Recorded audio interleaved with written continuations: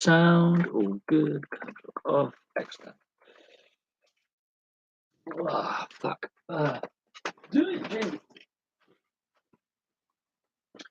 Really prefer it.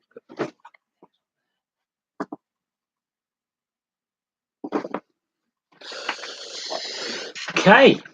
Well, we have some really interesting things going on this morning, don't we? We have the rumours that Mike Ashley is selling Newcastle United, and I'm having a debate right now in one of the comment sections with a viewer over the fact that apparently he's doing publicity. No, there's no way you would risk uncertainty in a business when you're trying to seek investment. It's bad for future investment. It's bad for revenues. If you have uncertainty, people are put off. So the Newcastle United allegedly up for sale. He's allegedly having meetings in the US with unknown US investors. This comes exactly a year after Amanda Staveley had put her formal bid in to buy the club. So whether it's one of those other bids that were in the pipeline, we don't know. Oh, fucking hell. Stay on. There you go. So yeah, the Newcastle United possibly up for sale by Mike Ashley. Very, very interesting story. We'll have to see how that develops. There's not a lot of news on the main sports websites. Hello, but yeah, there are rumours that Newcastle United could be sold within the next few days. He's alleged to be in the US having meetings, but the scary thing is we don't know who these potential investors or buyers are. We don't know what the future holds for the club, and we don't know what direction if club is sold that these new owners want to take. Are they long term? Are they there for the long term, wanting to bring success to the northeast and grow the club, or are they there for a quick sale, flip and sell, make profit?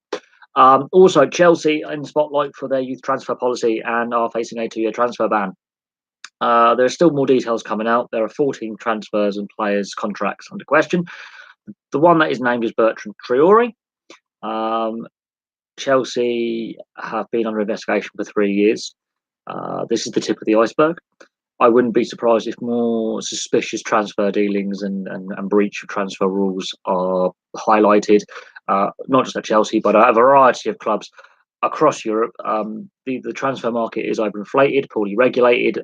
Agents' fees are a big cause of concern. Transfer loopholes, corruption. There's a whole issue within the transfer market right now. There's whole issues, and we'll see what the outcome of any investigation by FIFA, any punishment by FIFA is. They're facing a 2-year transfer embargo and a fine if found guilty. Plus, there's 13 other players' contracts under investigation. So we'll see what happens there. It's not looking great if you're a Chelsea fan. Now, apart from that, there's nothing else really to report. There's not a lot going on in sport news today, really. They're the two big stories is Newcastle United getting sold and our Chelsea facing a transfer embargo. You can ask me questions on other sports or questions on my views on this, but it sums up the state of football at the moment. So, Mr. Hanson, good afternoon, sir. It is good to see you as always. I wonder what interesting thoughts you have today. I think we cover almost everything on a daily basis and we recover things. But I do find it interesting if Mike Ashley is serious about selling this club, that he's doing it so close to the transfer window like he did last year. He obviously tried to force through a sale before Christmas. This is not for publicity. I think he generally wants to sell this club up because the club is halved in value under his ownership. He's pumping more of his own funds in. It's costing him more money than he actually makes. He's not making anywhere near as much money as he was when he first bought the club. They are threatened with relegation. They're not out of trouble yet. They might have got a bit of form going, but Rafa Benitez has said if he's not backed in the transfer window, he is going to leave the club.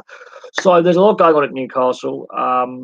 We've already had one massive failed bid this time last year.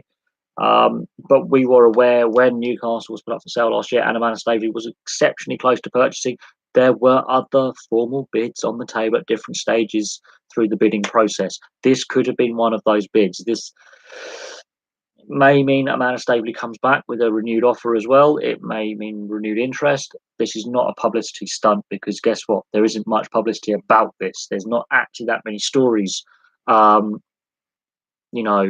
like when we say call a halt. I think he has to sell. It's the best option for the club. It's just who he sells it to. I am interested that there's not actually a lot of coverage on the main sports websites. You have to look at fan-based websites and you have to look at the media in the northeast, the regional newspapers, the regional radio stations, the regional websites, and all of them are naming the same source, which is called Betterville, which is a website that does reporting on mostly business dealings, and they're generally proven to be correct. Betterville have done a lot of articles on British business and international business in the past, where they've looked at possible trade takeover deals or mergers or collapses or profits warnings. And 90% of the time, if you look at this website, they are proven to be right. When they are saying that he is in North America, and there are a lot of things on the business wires that there's a lot of interest in a British sports company, Newcastle United, from US investors, we have to sort of, take that and look at that and go, right, this website, these reporters are known to be pretty accurate with their work. They're a reliable source. The fact that if someone's saying this is for publicity, well, why are Sky News and BBC News and other European networks not all over this? It's not publicity. I think he wants to get it done quick and quiet and get out of the way. I think the failure of 2 previous sale attempts that we know were public. Apparently, there's been rumours that he's tried to sell the club pretty much since the early days of owning it. I think his initial plan was to buy Newcastle United, realised it was a very profitable club, which it was when he purchased it. The fan base is loyal. The fan base is massive. The whole of Newcastle is basically, it's a religion up there. So you're not going to be wanting for fans to fill the stadium. They're always going to be there. He's tried to sell the club before. I believe he was after a short-term investment in the club to make a long-term profit. He's now got stuck with a club that he can't sell for whatever reason. We know he likes quick sales. He likes quick sales. The fact that he's doing this sort of incognito suggests to me they're very close to a deal. The amount of Stable one dragged out, and he wants to get deals done quick, and she wanted to be more thorough through it. And he just didn't have the patience. He's not a patient man. I think, bang. When you say Newcastle United fans want to call a halt now, I think the best option for this club to go forward is to have him out as owner. I think the point is he's not a good owner for the club. He's not right for the club. It's not a good fit. You've got to look at the 2 relegations they've had. You've got to look at the fact the value of the club has more than halved since he bought and purchased. They've gone from being the 2nd wealthiest club in English football and the 10th wealthiest in world football to look where they are now. They've really been left behind financially. And in growth, his ownership hasn't been great. Let's be honest. The value of the club has decreased rapidly. The lack of transfer market dealings of getting top level players in says something. The fact Rafa Benitez says you're going to back me in the window or I leave says to me that this is not publicity. He wants to make a sale. The future of Benitez, however, is still up for question.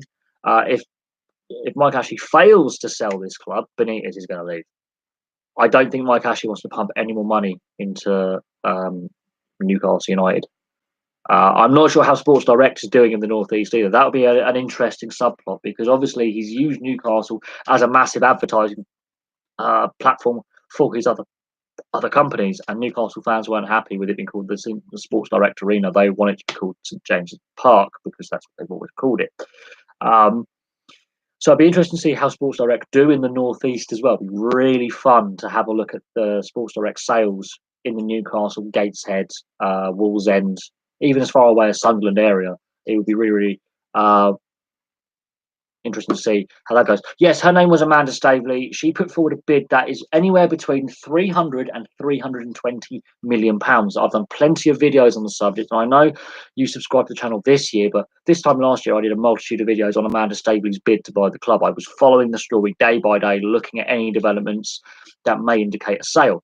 They are in the football playlist. Newcastle is one of the most popular clubs, if I may say so, on video content on this channel. I've done a lot of videos on Newcastle because they keep giving me video-worthy material. She comes in early October last year and she places an informal bid. She says, I'm interested. You put the club up for sale. I'm interested in approaching and work out a deal. A few weeks later, she made a formal bid, approximately somewhere between 300 and 325 million pounds. At that point, negotiations started. Other bids were put on the table, but hers was the top bid. So we've got other bids in the pipeline that may come in should that bid fall through. It was there to generate interest. She comes in with a reasonable offer, reasonable price for the club. And Mike Ashley obviously wants her to up her bid, and she obviously wants him to drop his asking price. It's called negotiation. Mike Ashley then came out and said he wanted a deal done by Christmas 2017, a week before Christmas 2017. Now, was working in a law firm at the time, and I will tell you now, there were a lot of people on holiday at that time in the legal side of in the legal industry and in the lawyer kind of solicitor trade. I was working in a law office as a paralegal at the time, and when I was doing these videos, I noticed there were a lot of people on holiday at the time. There were a lot of people booking time off in the build up to Christmas. Also, our clients, a lot of them were on holiday, so we had to sort of slow down processes for property deeds and signing properties over and property sales or remortgages. That was really slowing down. The banks had a lot of people on holiday. So the key people that Mike Ashley would have needed to get that sale over the line before Christmas, New Year's, were all on holiday. And at that time of year, many industries are on half days. Many companies are on half rotas, half pay. It was not feasible. So Christmas comes and goes. New Year comes along. The bid's still on the table. They're still getting very close, and reports are they're getting closer. They're getting closer. They're getting, and it's stopped. And by March, April, her bid had disappeared from the table, or the negotiations had stalled. That's not to say that with this negotiation, she won't come back and go, right, bang, here's my bid again. I've raised my offer by 20 million. But from all reports coming out of the US, even though these are unnamed investors, I wouldn't be surprised if they've had an interest in sports before and they've run a sports franchise in the North American market before. So I wouldn't be surprised if he's gone down that route to sell to a known quantity. It's allegedly it's a consortium, but we don't know who they are yet, and that is a concern. That this is a very untransparent process. It's a very secretive process that is happening in this potential part of the bidding process to sell Newcastle United. Amanda Staveley was actually very, very open. We knew who she was, what little we knew of her. We knew she'd been involved in two previous takeover bids, one which was successful at Man City. She was part of that takeover bid team. On the financial side, she wasn't obviously the end up buyer, but she was involved financially to assist. And she was also involved in a failed takeover bid the season before at Liverpool. So she has had an interest in the sports market in the UK, and she was worth a lot of money. But as far as we know, that bid fizzled out or was just put on hold. Obviously, Mike Ashley didn't pump a lot of money into the transfer window this summer. Benitez didn't have a lot to spend, didn't get a lot of players in. And Benitez said, you back me or I leave. Amanda Staveley wanted to have more fan involvement on the board and was not so keen on having Sports Direct keep a sponsorship deal for a couple of seasons. That's probably why the bid collapsed. Mike Ashley wants to get some cheap advertising, get his name out there. I'll be very interested to see, as I say, what the sales are for Sports Direct stores in the Northeast and how Mike Ashley, being the owner of Newcastle, has that helped sales, or are people avoiding Sports Direct? Do I see the Venkies selling Blackburn Rovers anytime soon? Yes, I can. I can within the next few years. The club is racked with debt. Obviously, being at a higher level means more prize money. If we get into the playoffs, that means extra games, and of course, we could have a good cup run in the FA Cup this year. But I can see the Venkies at some point selling up and getting out of there. They've left the club racked with debt. They've pumped a lot of money in. They want to have some return on their investment. I think fans would definitely flock back to the stadium in droves and back to matches in droves, because we're only half filling Ewood Park at the moment, and we're doing reasonably well in the league that we are in, which is a concern. The Venkies ownership hasn't been, a bed of roses. It's been very similar to Mike Ashley. We've had two relegations in there. The value of the club has been massively devalued from where we were when we were actually turning a profit when they bought us. The club has been massively devalued by them, heavily racked with debt. Very similar in the chaotic running of a football club, similar to Mike Ashley at Newcastle. I honestly do believe Mike Ashley's going to sell up. I think it's the only logical conclusion to having 3 attempted sales and other rumours of putting the club up for sale and having the club valued regularly. For me, from what I'm getting from Mike Ashley, the sense I'm getting is he wanted a quick deal. He wanted to get in there quick, turn a profit, sell the club at a profit. I've made a short-term investment. I don't think he was planning to be this long-term into owning the club. I think he would have hoped to have flipped it, made a profit. He's stayed longer than I think he anticipated in when he purchased the club back in 2007. He was hoping for some quick success, sell the club up, move on. It hasn't worked. He's sort of got stuck in a position that is costing him more money than he's making. He's not making as much money as he could, considering that the Newcastle fan base is one of the most loyal fan bases. There has to come a point where if things go wrong. He's out. Steve King was a youth coach when the Venkies took over. They promoted him to first team coach. Was he the whipping boy for the Venkies? He was definitely the patsy for the Venkies. But he was actually surprisingly until we got Tony Mowbray, Steve Keane was actually, ironically, the most successful manager under the Venkies era, which is scary. That's the worrying thing. He was actually the best manager the Venkies actually had until Tony Mowbray turned up last season, which is a worry. We had Paul Lambert of all failures and Owen Coyle. We've just gone through all the Scottish managers and worked out, can we have the crappiest one, please? We went through all the crap Scottish managers and worked out they're all pretty shit. It didn't help the club. I don't know why there's a okay, you're going away and you're getting blocked because apparently you're grim and report and what's this guy here? Sexually explicit. We'll report it for that. Yeah. Okay. Bye bye. Sorry. Yeah, there has always been a good, strong Scottish connection in playing personnel. Hendry, for one. I think Gallagher, I think, was another. There has been a lot of Scottish players who have played for the club over the years to various levels of success. But there's always been a big Scottish link with some of the northern clubs in English football, going back to the early days of the Football League and the early days of the FA. Mulgrew, Rhodes. There's been a lot of Scottish players that have come through, not just Blackburn, but a lot of clubs in the north of England. You see a lot of Scottish players ply their trade south of the border, but it's not a new thing. But the recent trait of managers we've had of crapper, and really crap. I mean, we've had some shocking managers of late, and most of the managerial appointments, yes, have been Scottish under the Venkies, which is just mad. Yes, there was a link with Dalglish as manager as well, but we pinched him from Liverpool, so make of that what you will. But there's a big link in northern English football, so the northern half of England when it comes to and the Scottish players and managers. It's just a short hop over the border. It's not they have to move millions of miles away from their family and friends and where they were brought up, so they're still reasonably close to home. There is a big link. I like the way we're talking about like Chelsea and breaching transfer rules and then Newcastle being up for sale and getting on to Blackburn. I suppose it is sometimes nice to talk about the club that I support. But I'm not wearing rose-tinted spectacles. I'm not saying that our current form is sustainable as a promoted club to the league above. Absolutely not. The fact we're on the edge of the playoff places is really nice. I think we're a season or two too soon to get back in the Premier League, but it's nice to actually have some positive vibes around Ewood Park for the first time in a decade. Graham Souness, yeah, again, managed. I'm not a big fan of Souness. Yes, we did win the League Cup under his management, but we almost got relegated that season.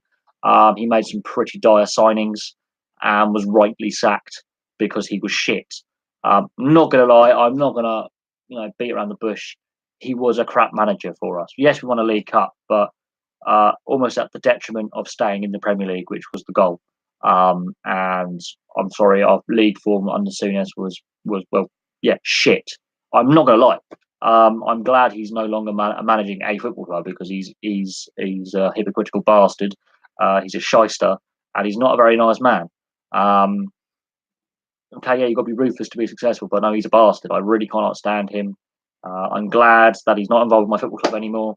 And I'm glad he's not coaching anymore because he's a shit. It's my simple answer to Graham Souness. He's an absolute shit. When he's talking about what Mourinho did the other week while cupping his ear to the Juventus fans, wasn't it he who took the Galatasaray flag against Fenerbahce and planted it in the centre circle, which almost incited ethnic cleansing in a stadium? I mean, I don't know what more you can say about the man. But this is modern football punditry. There's a lot of controversial figures who get airtime on sports programs.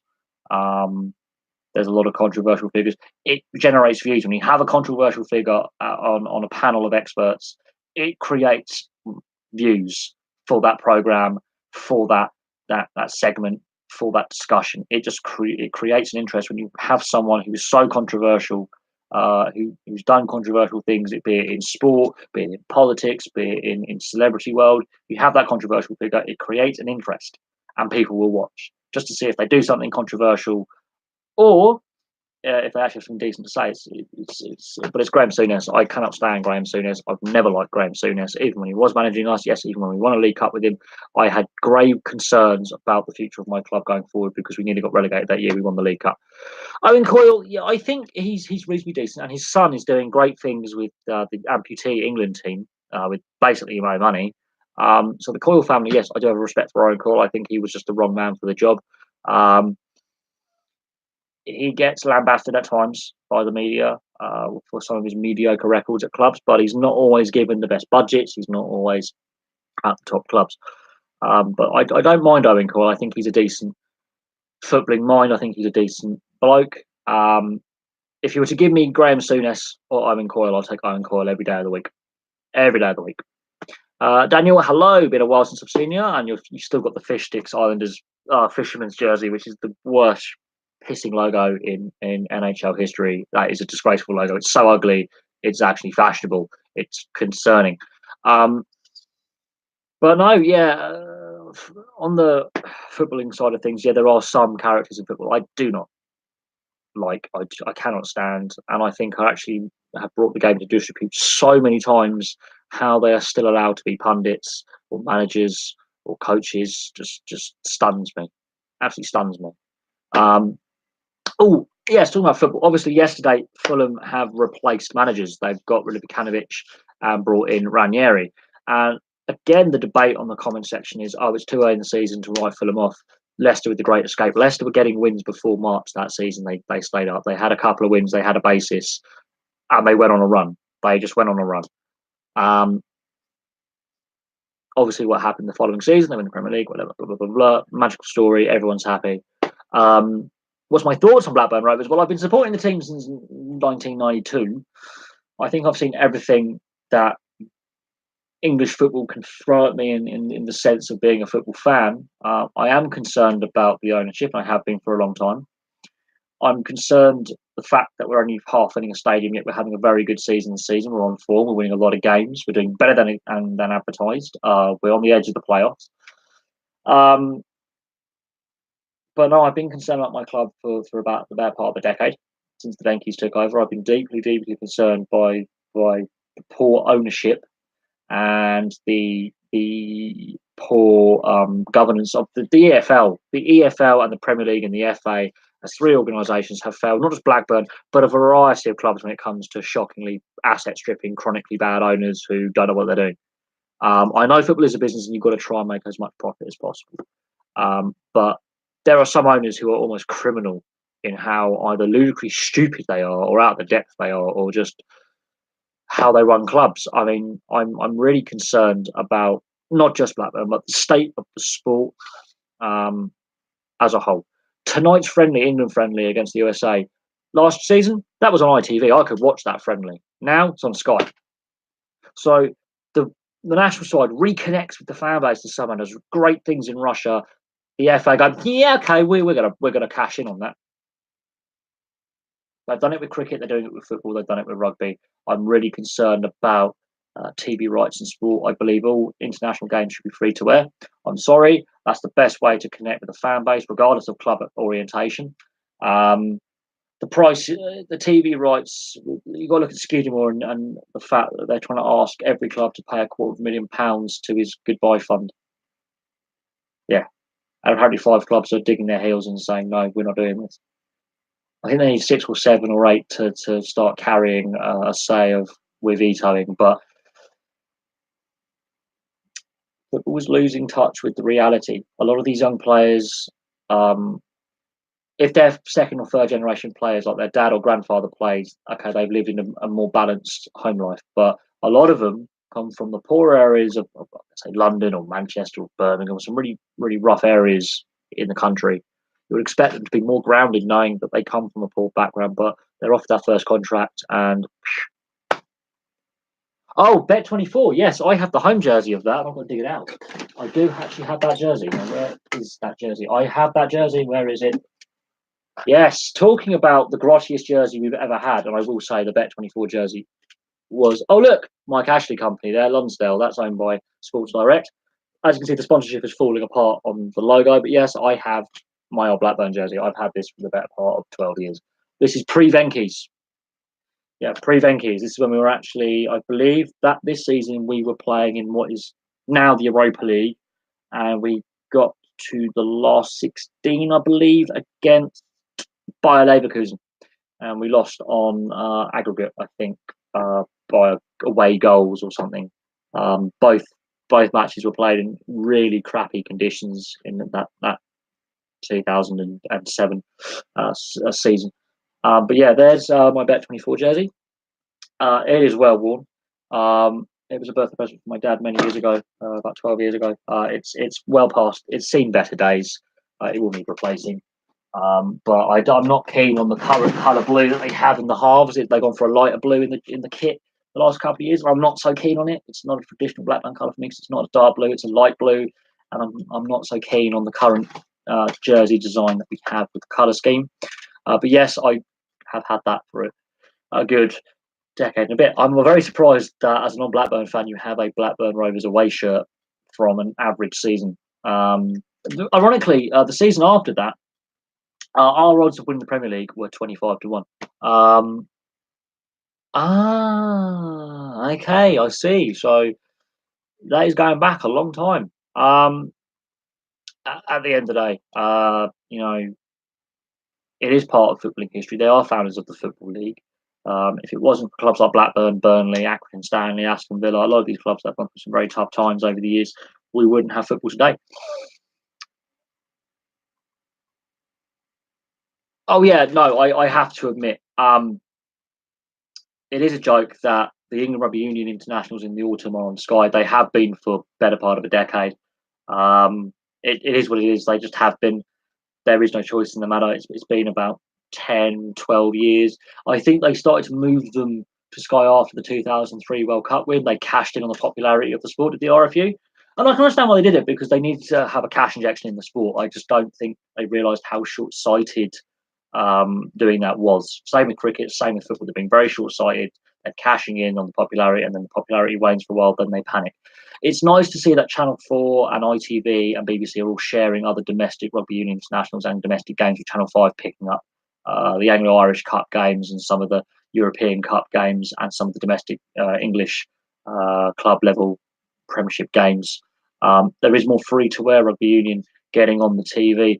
But I am deeply, deeply, deeply concerned, though, that international level, I think, should be free to air, with the occasional once every couple of weekends get a club game in there. That's my personal belief. I will always stand by that belief. It serves the sports better when you have that accessibility and you balance it.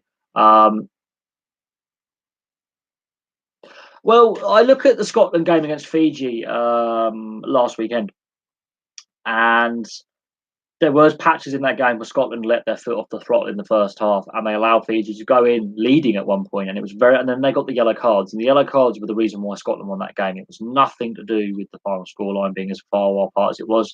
The fact there were two yellow cards, which is basically 20 minutes of players not being able to play, they exhausted the Fiji defence, because they had 4-15 against 13 for a period of it, and then 14 against 15. So they had that player advantage, and they had a two-player advantage at one point.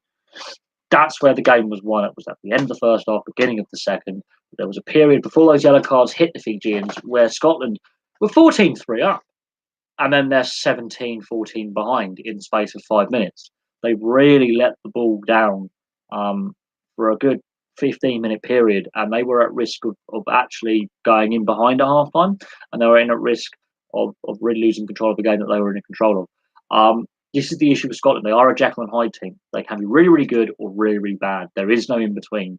And sometimes in the same game, they're good and bad. But it depends on how the back line plays. If Finn Russell's doing most of the kicking from hand, they're going to lose, because he's overplaying the ball. His kicking accuracy is actually really poor. If you look at his kicking accuracy from deep, I was rather intoxicated in the pub for the Scotland Fiji game, but we did show some major flaws. That's the best way to be as a Scottish sportsman, is to be drunk, because sometimes performances aren't great. You have to look at my Six Nation reviews of matches from earlier in the season. In the year, sorry. Look at my Six Nation reviews when I look at matches, because I was going to a lot of hockey games as well. So I was trying to balance going to ice hockey and watching rugby union test matches. But Scotland, some days they were brilliant, some days they were absolutely terrible. And there were calls to drop Finn Russell. I think that kicked his arse into gear. But I think the other Scottish backs stepped their game up by taking more of the kicking responsibility. The alcohol cushions the blow watching Scotland. I think it'll help a lot of Scottish people with their outlook on life. It's cheap to drink in Scotland. I know that. If I was going to Scotland to watch a game at Murrayfield, I would be tanked by half time because it's just dirt cheap up in Scotland to drink. But yeah, no, there were major flaws. Concentration is a massive issue, and who do you want at fly half? Do you want Horn or do you want Russell? That's another thing because Peter Horn gives stability, and plus he has a good working relationship with his brother at scrum half, and they give that little bit of. They are still playmakers. They can still throw that miss pass or that blind wall pass, but their kicking from hand is more stable. Finn Russell's kicking from hand is shocking. I've noticed more of the Scottish backs are stepping up, kick to touch for penalties, kick to touch when they're kicking out of 22 to kick deep to avoid going out before. If they're outside the 22, more of the Scottish backs are taking responsibility. They're kicking from hand and they're running from deep. Because when it's all on Finn Russell, it all goes horribly wrong. And I think Gregor Townsend's realised that's a flaw in their game. If they can't get the other backs into play early on with clearance kicks, deep runs from deep, chip and goes, get backs involved within into play, Finn Russell falls apart. If you balance out the responsibility of kicking and starting the play from deep with other backs, it's not just Finn Russell, so Horn, Hogg, whatever scrum half is in place, it seems to go better. But then also Scotland seem to have this issue with leadership. Is Greg Laidlaw the best leader to have as captain? Chris Patterson. He was a leader. He wasn't necessarily the most physical player.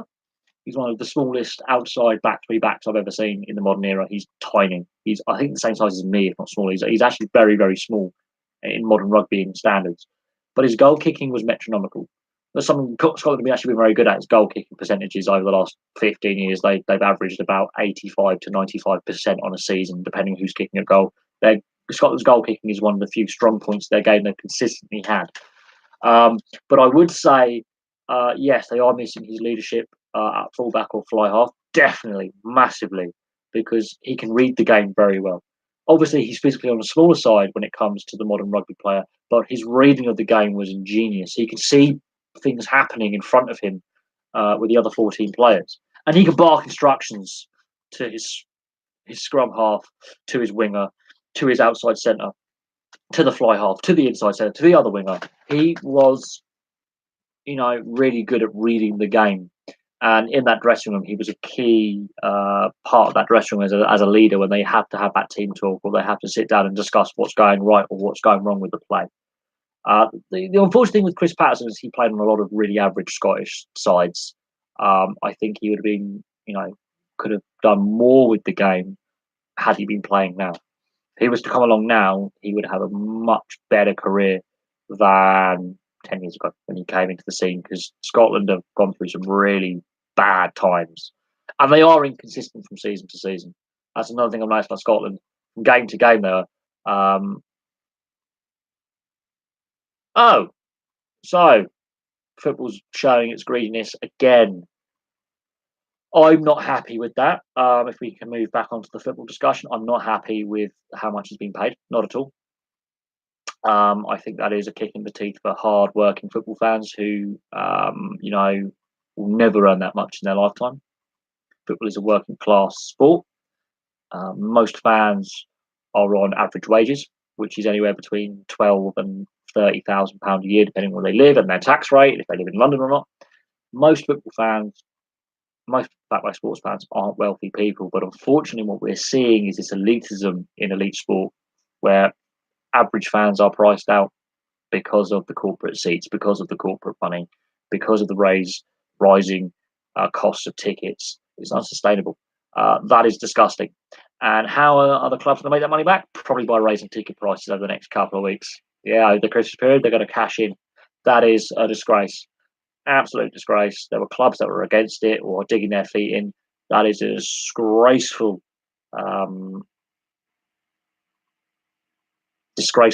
I'll do a video on it and my views on it. I'm actually pretty disgusted. He's not been the great thing that people claim he's been. There's been allegations of sexual misconduct against this man that the FA quite very, very discreetly covered up. Yeah, there is allegations of sexual misconduct against this man and sexist actions against female members of staff in his organisation that he was presiding over. So the fact that they've covered up misconduct claims against him is a worry. They did that a few years ago. The fact that the ticket prices are skyrocketing under his watch and are making it unsustainable for fans to go to games is worrying. There's more empty seats at stadiums now. The TV deal hasn't been the godsend for English football that it should have been. The lack of English players in the Premier League, massive concern. The fact that this twat tried to take regular season games and add an extra season game on and make it the 39th game and take it to the US. No. Because, yeah, they really not, how do I put it, respected the fans. The fans have been taken for granted, and now they've been taken for granted again by the clubs, some of whom are struggling to stay in the Premier League, like Huddersfield, who can't even run an academy because they can't afford it. Yet they've been asked to trump up £250,000 when they were forced to shut their academy because it was unsustainable. It's disgusting. Did the Premier League help Huddersfield? No. Are they taking the money to pay off this guy who refused to help Huddersfield? Yes. That is where it's disgraceful. That is where it is wrong. Completely unacceptable. Is he also expecting all the ex-clubs of the Premier League, we're now in the Championship, in League One and League Two, to stump up for him as well? Because I wouldn't be surprised if they'll try to do that. Saying you've been part of the Premier League, you've got to pay. It's a disgrace. The greed of football knows no bounds. He's been well paid with a good salary for years and years. Even after tax, he's still taking home over £1 million a year. Absolute disgrace, and that's tax-free. That's disgusting. Disgusting. That's my view on it. I'm gonna say no more on the Premier League and Richard Skeedmore. But his replacement is had battles with Sky because she is an ex-TV executive, which is a concern. I will admit that, but she's had many a run-in with Sky over the last decade because she's been in charge of MTV UK. She's been in charge of Discovery Network and National Geographic, and regularly she's been at loggerheads. His replacement has been at loggerheads with Sky over plurality and what Sky charges them to have fee-wise to be on their Skybox platform. She's regularly battled with Sky, and guess what? She won. So we may now see a change in the structures of the Premier League and finances and TV deals. Hello, Storm. Nice to see you. Yeah, he's had a fair few corruption allegations against him. There are Premier League clubs under investigation for corruption right now. Under his watch, he's got a bonus. There are corruption allegations against clubs in the league that he runs.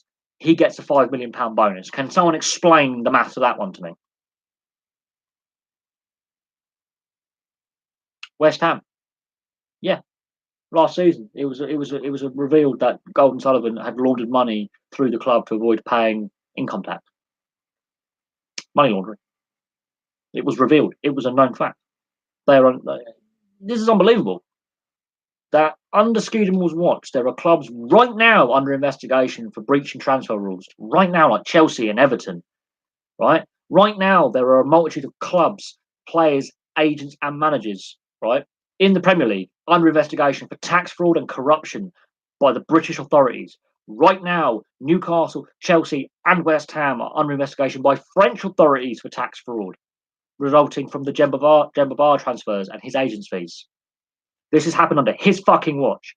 At no point is that £5 million bonus acceptable if these issues are going unresolved. Right now, homophobia, rife in the game. Racism, rife in the game. Sexism, rife in the game. Abuse scandals, rife in the game. We've seen the FA has been proven not to be fit for purpose. Neither has the Premier League. I am sorry, this is disgusting.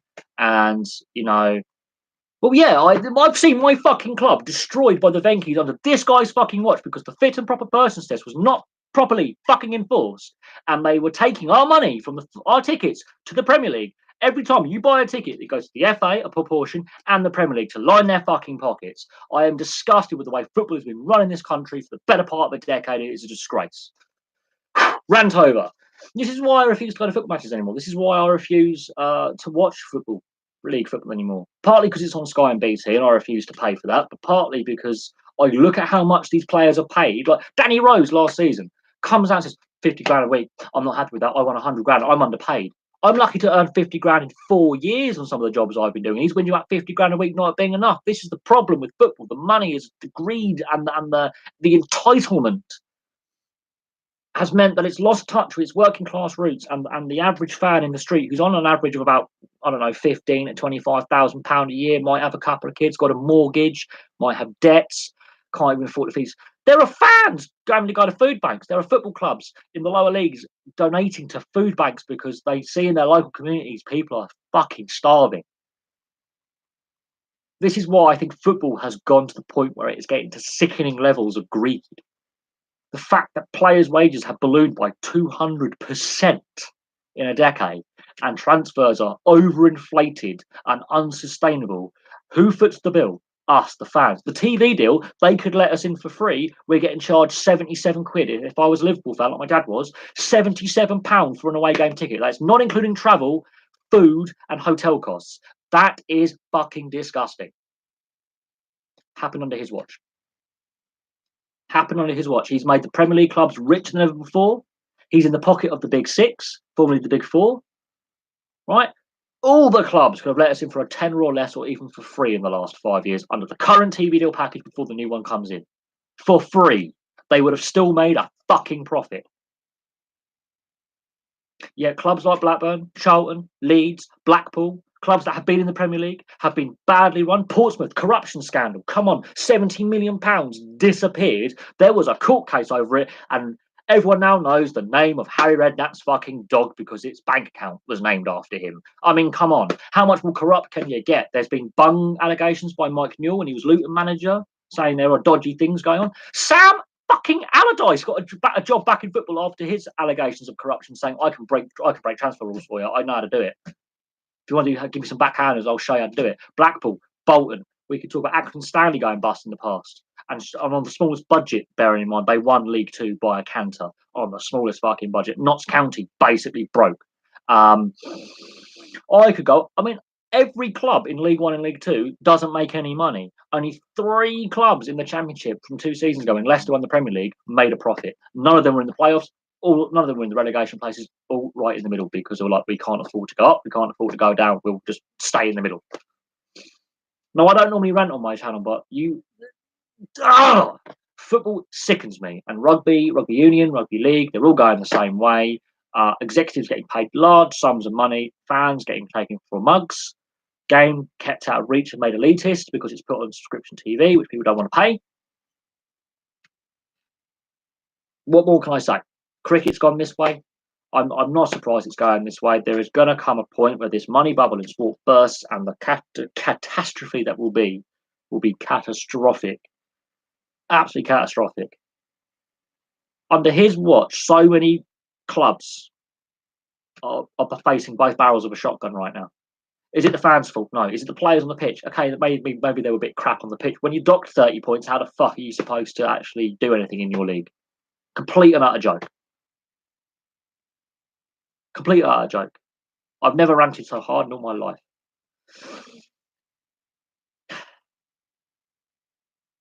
The fact he has accepted it saddens me. Absolutely saddens me. This is why I go to my local ice hockey team. There's no money in the sport in the UK, really. Some teams can't even afford to pay their players in British ice hockey. They're having to crowdfund to survive.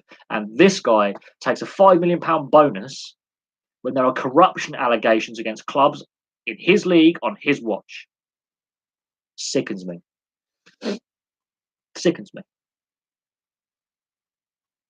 This is why I love my ice hockey in this country. The players are so underpaid for the sport that they play.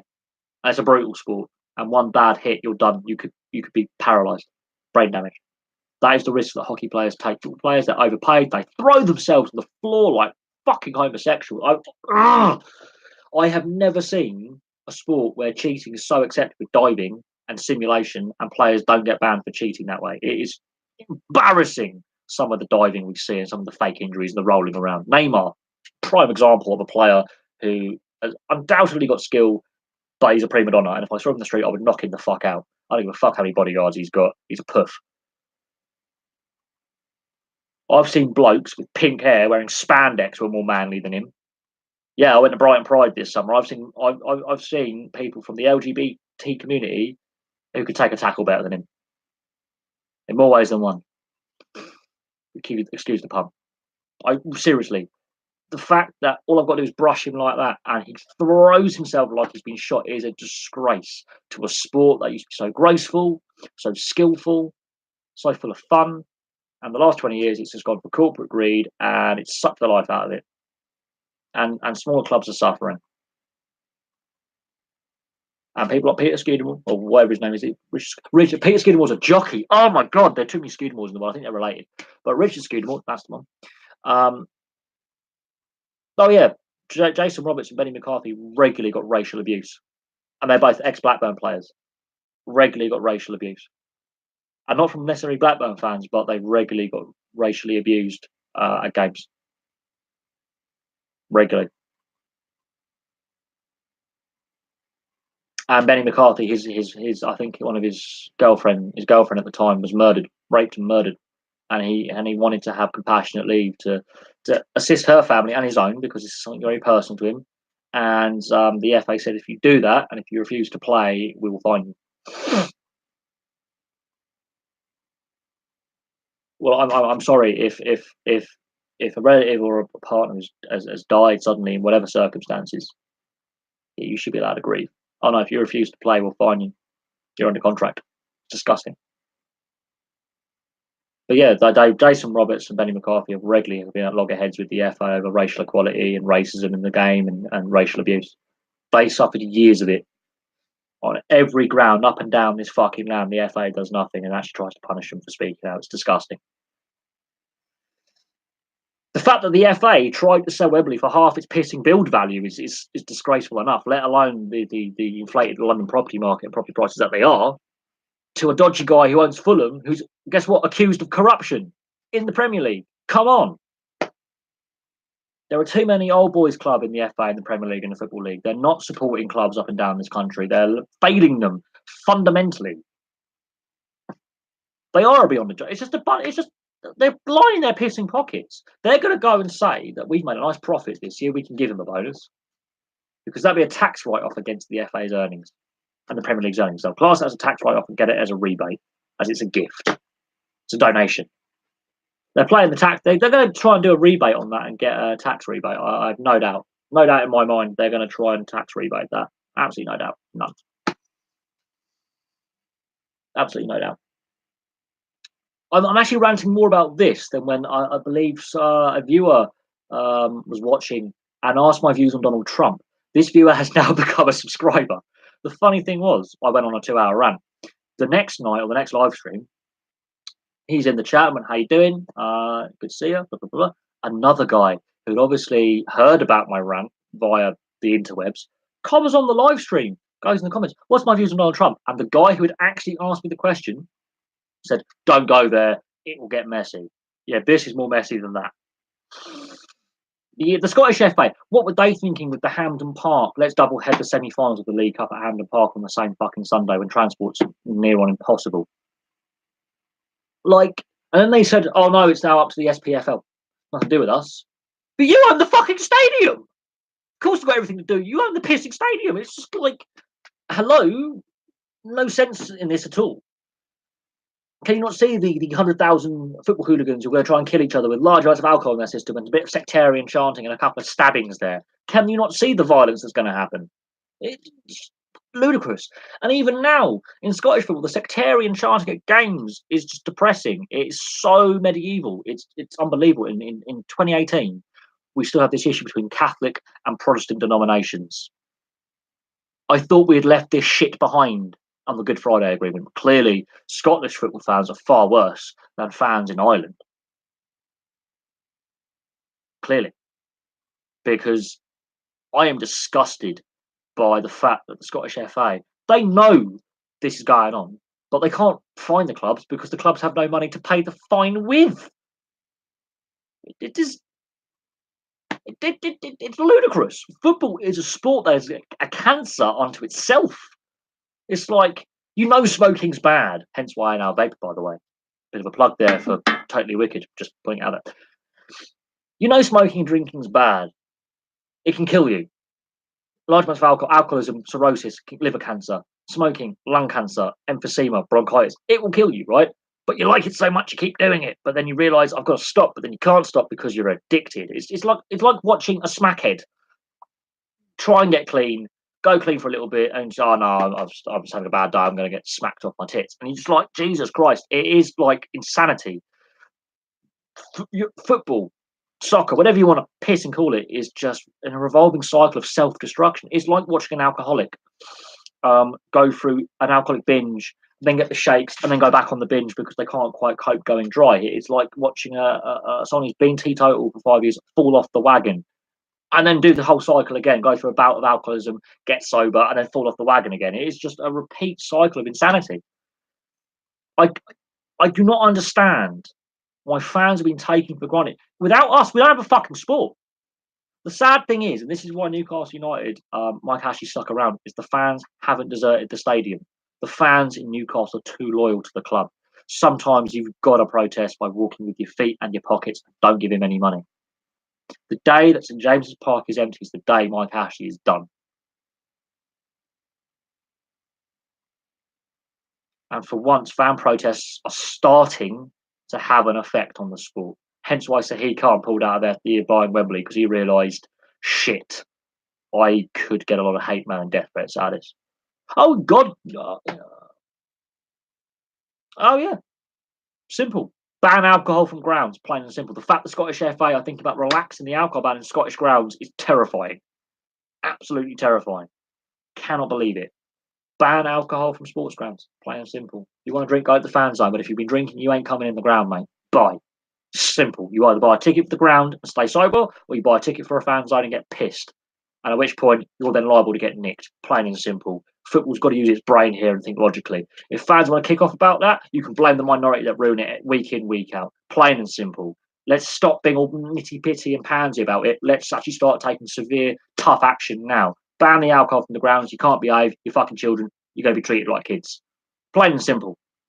Plain and fucking simple. If they cannot behave in an adult situation with alcohol, you ban it. You treat them like they're under 18. You treat them like fucking kids. You put them on like a disciplinary. You say, right, you've got a fan zone there. That's where you can drink. You step outside that fan zone with a bottle of beer, you're nicked. You're done.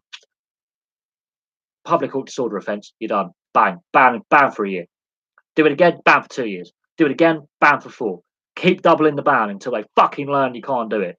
It's depressing that we have to actually treat adults like kids. But unfortunately, when it comes to football and a few other sports as well, if you look at some of the sports videos I found on the NHL and NFL, you give North Americans European grade alcohol, they can't take it because in North America they water the beer down in the US because prohibition. But in Canada, full strength beer. But when Americans go to Canada, they can't handle the liquor. They piss themselves all over the place. It's hilarious. Oh God, I love Bovril. You see, you and me, we should get on because I like Bovril as well. Oh God, Bovril. That's taking me back some days when I was a kid and my granddad from Liverpool used to drink pints of Bovril when I used to visit him. That's where I got my habit from. But this is the point. If we have to basically treat adults like kids because they cannot behave in an adult situation, it is depressing. Why is it that football, the fans cannot behave, but rugby union, ice hockey, and to a certain extent rugby league, they can? Why is it that in football they just go to the lowest common denominator and act like twats and fight each other? Rugby union, you can have opposition fans sat next to each other, having a pint, having a chinwag about the game. That sums up the sport, football in a nutshell. Those same football thugs will go to a rugby union game and be perfectly behaved.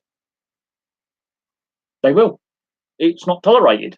You fuck around that rugby union match, you're done. You ain't not coming back again. Ice hockey, there's a couple of idiots. We've seen it. We've seen fans and players have scuffles. We've seen fans fight each other, but it's a very small minority. Rugby league, yeah, there's a minority there, nowhere near on the same level as football. Yeah, this is the thing. Rugby union, rugby league fans generally, okay, rugby league fans can get a bit leery. I will admit that. I've seen it. Rugby union fans, I've been to many a game at Twickenham and I've never had any problems. I've been pissed as a fart, no problem. because they're all good boys. And at the end of the day, when the game is done, you're friends again. I've never seen trouble at a rugby union international ever, or a club game ever. I've been to some of the greatest moments at Twickenham at club level. Never seen any problem. Any. Football, however, fuck me. It's a terrifying prospect when you go to a football match. Like, am I going to get stabbed?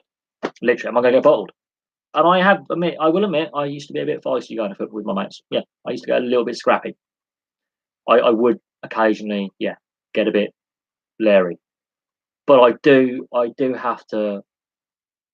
I have my concerns with the Scottish FA thinking it's okay to relax the alcohol ban in stadiums. You just look how Scottish fans have behaved over the previous 4 decades. There is a track record of misbehaviour at tournaments, in qualifiers, domestic football. There is a track record. Okay, let's not risk it, shall we? But this is the Scottish FA. They probably want to make a bit more dollar by allowing sales of alcohol, so they can take a proceed of that into their pockets. There is a toxic poison in football. There is. The players are pufters. They fall over. So the fans are more violent. The players can't take a hit. The fans love punching up. Love a punch up. They stoke it up. They really do. It truly is a game played by pansies, watched by thugs. It's the best way to describe football at the moment. It's a game played by pansies, played by softies, played by snowflakes, watched by thugs. That's how it comes across to the average fan. I know most players are hard cunts. I will admit that. I've met a couple of ex-players, and some of them are hard drinking, hard fighting, thuggery, lower league players. But at the top elite level, yeah, but there is a definite. You've got to look at the racist chanting, so outcast anti-Semitism and Islamophobic chanting in there as well. Like Tottenham fan who's received some anti-Semitic abuse. Most more Arsenal fans are Jewish than Tottenham fans. The irony behind the anti-Semitic abuse that Tottenham fans receive over many years. You know, so I class all forms of racism and intolerance there. You've got homophobia, you've got sexist chanting, sectarian. I wouldn't class that as racism, I class that as religious intolerance. God, there's a lot. And football is the sport that is most in the headlines for inappropriate. I'm going to have to shut my curtains because the sunlight's coming in. 1 second. Well, now we've got better lighting. Now I can see. Now I'm not blind. Oh no, football is full of intolerance. Full of it. For the globe's biggest sport, the intolerance levels are terrifying. Terrifying. And you think British football's bad for sectarianism or racism or homophobia or sexism or abuse or whatever it may be, whatever scandal's coming up next, go to Europe. You think our hooligans are bad here in the UK, go to Europe. They murder police officers in their spare time. I've been in Italy when police officers were murdered in their car off duty. They were just shot at point blank range by a hooligan who may have had mafia connections, but 2 off-duty police officers were murdered in their car. This is what the hooligans do on the continent. You think some of these boys are nasty, lobbing beer bottles at you. You go to the continent, they're going around with axes down their trousers and machetes. That okay? We saw in the Champions League at Liverpool when those Roma hooligans nearly killed that average fan who come all the way from Ireland to watch his club, left him for dead in the street. This is the problem. And football worldwide doesn't want to fucking tackle it. It's cowardly. It realises if to tackle this problem, you have to spend money, but we want to make money and we don't want to spend it. Plain and simple. This is why I like watching rugby union, rugby league, and ice hockey, because you know those players, A, are playing hurt, B, they're going to hurt each other, and the fans all go home having a beer together. All the fans all go home, win or lose.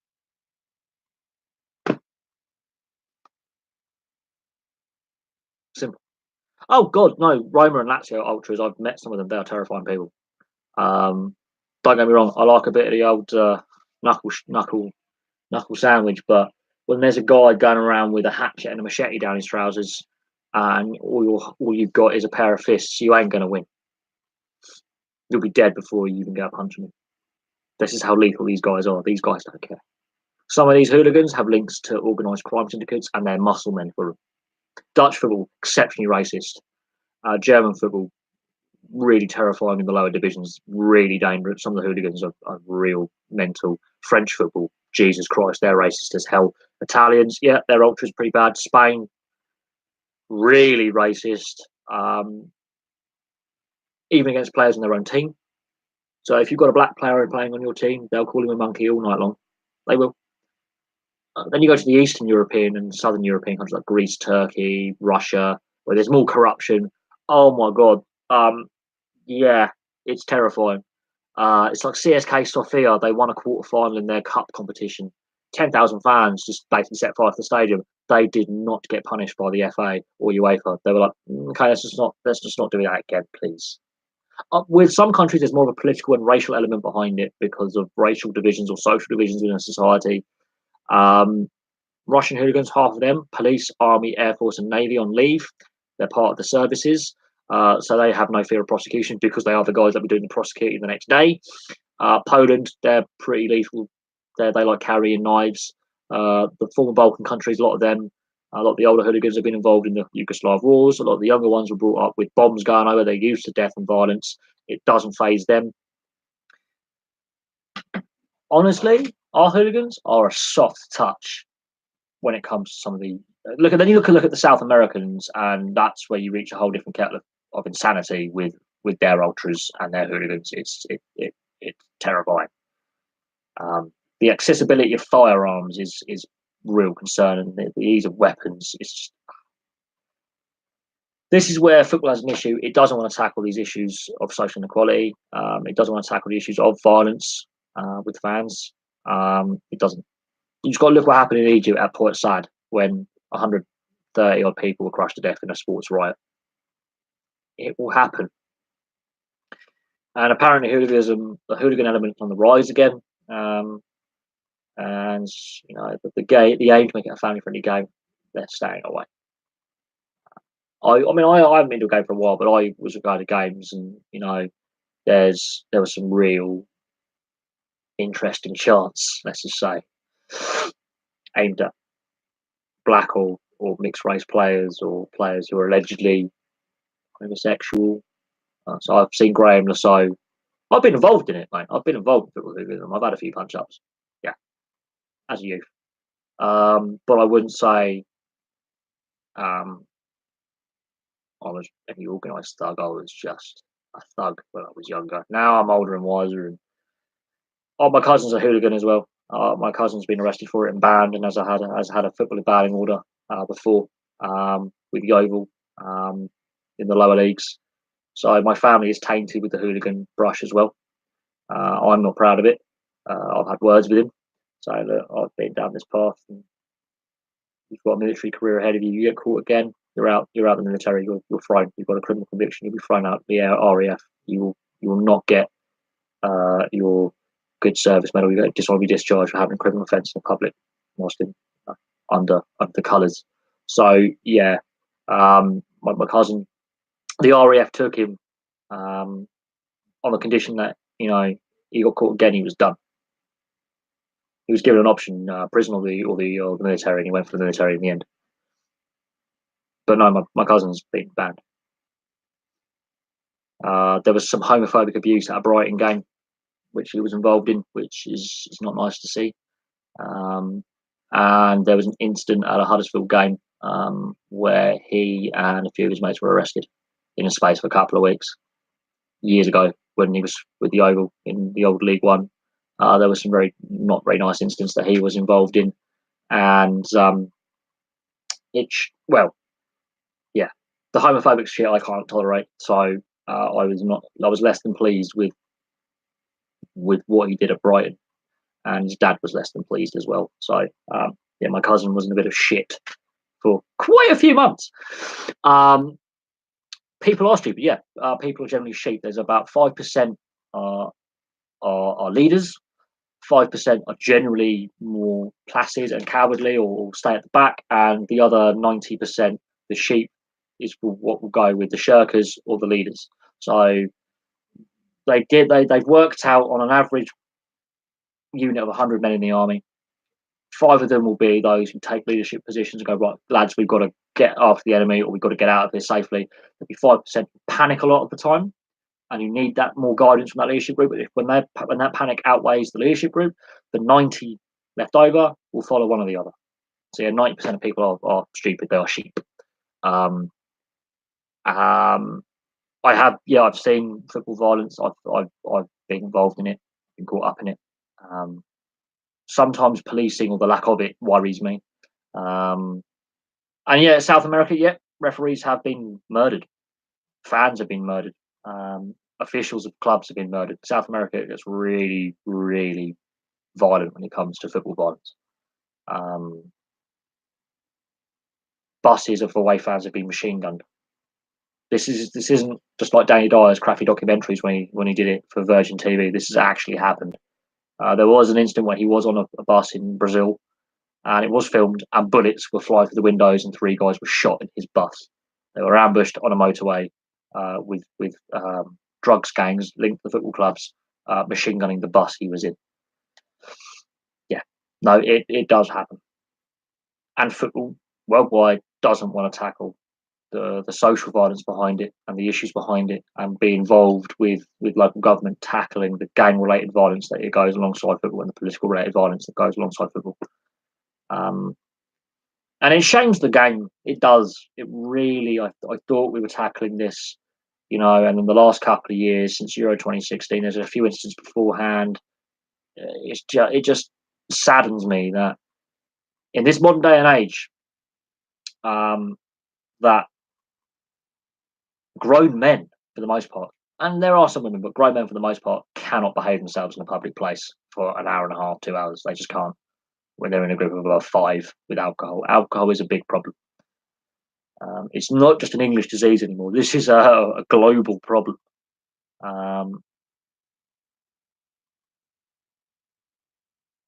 Oh yeah, God, no, yeah, you'll get darts radio. I've been to Anfield. I've seen beer bottles lobbed at Liverpool players by Liverpool fans. And yeah, I mean, back then when Man City were at Main Road, they had more of a hooligan element than they do now because of ticket pricing and what was going on. I've got books on the subject. I will dig them out. But I've got books on the bed and up here to do with the hooligan gangs of British football. Yeah, no. Look what Liverpool did in the Champions League, and Man City did in the Champions League knockout stages last year, which was just disgraceful. Look what Roma and Liverpool. I mean, there was a whole host of clubs that had some really violent knockout ties in the Champions League, which did stain the game. But the police and the security at Anfield were at fault for the Man City bus being routed the way it was down a bottleneck of a road that was yeah. I don't think Pep Guardiola's comments after that game helped the situation. I think it inflamed it more. But yeah, the routing of that team bus was just stupid and was asking for trouble. If that was not in England, let's say that was a game in the Balkans, say in Croatia or Serbia or um, Greece, they would have been shot at. Of that, I have no doubt. And people like Peter Scudamore. Is it Peter Scudamore or Richard Scudamore? I can't remember. There's so many Scudamores involved in sport. There's a lot of Scudamores involved with horse racing. I believe it's Richard Scudamore. He's getting £5, £5 million. I wish he was getting a £5 bonus. He's getting a £5 million bonus today. And issues like this that involve Premier League clubs and the sport as a whole are still ongoing under his watch. And for me, that is unacceptable. We've had the rant. I want to move on from the discussion about football issues and me ranting about it because there are other things to discuss. But yes, every issue you guys raise, every question you guys raise is completely valid. And this is why, especially football as a sport, is losing that connection with the fan base, the hardcore fan base who are like minded and sensible and not the drunken minority who ruin it for everyone, or those sheep that follow because they think it's a good idea. He sums up, and they are not because they've been asleep on the watch because they felt they addressed him in the 90s with all the safe, the full seater stadiums. They haven't. The hooligan ever never went away. It just went into hiding. It was pushed underground. There are still violent actions taking place week in, week out at football games. And Newcastle, ironically, are one of the top clubs for arrests at football. Newcastle has always been in the top 10 for football disorder on a weekend. Always. Have I ever played lawn bowls? I have a lawn bowls club by my house. I have played it once or twice. I do not enjoy it. I'm not an old man. I'm not fat. I'm not middle aged, and I don't have a Morgan sitting in the garage. If I had all those things, I might play lawn bowls. It's not a sport that cries out youth to me. It doesn't cry out that it is on the TV a lot. I will admit it does get good TV coverage as lawn bowls and indoor bowls, but it's seen as an old person's sport, and there's not a lot of interaction with young people because it's not seen as cool. And this is a problem because it's still a sport. It's still getting good coverage for the amount of people who participate and watch. So it's not as if like there isn't a fan base there, but it's not seen as a cool sport by young people, and that's the killer because they're your new set of fans coming through. They're your next batch of fans. Um, they're the ones most likely to access. I do have a lawn bowls club, 5 minute walk from my house. There's another one 9 miles away. There's two lawn bowls clubs that I'm aware of in my local area. That it not a sport that interests me and never has. It's seen as a crusty old people's middle class sport, so it doesn't interest young youthful people. It doesn't interest the young. It's seen as an unfashionable sport to play, and it does have an issue with its long term future. Because the young are more interested in esports or more physical activities such as football, rugby, cricket. Even cricket's got a problem because, again, the TV rights and the lack of engagement between the sport and the youth, be it through getting the sport played in more state schools. I do think that they could market it better and get more, you know, actually the sports governing bodies actually giving talks at schools and colleges might help. But I don't think it's advertised enough. When I was at sixth form college, the sports we were offered were football and rugby, and depending on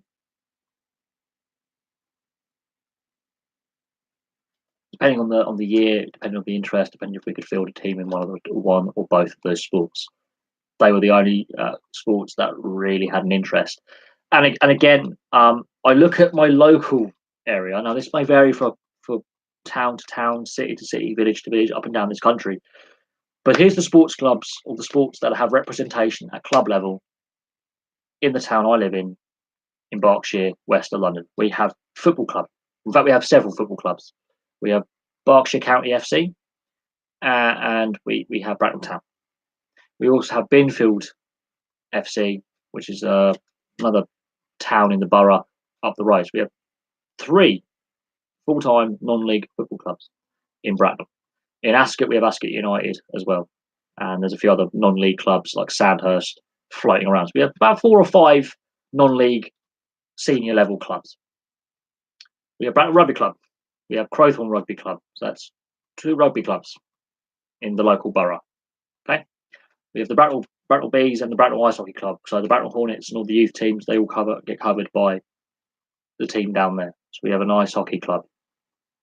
We have a field hockey club. We have a baseball team. We have a couple of cricket clubs. In fact, we have a lot of cricket clubs. So cricket's well represented.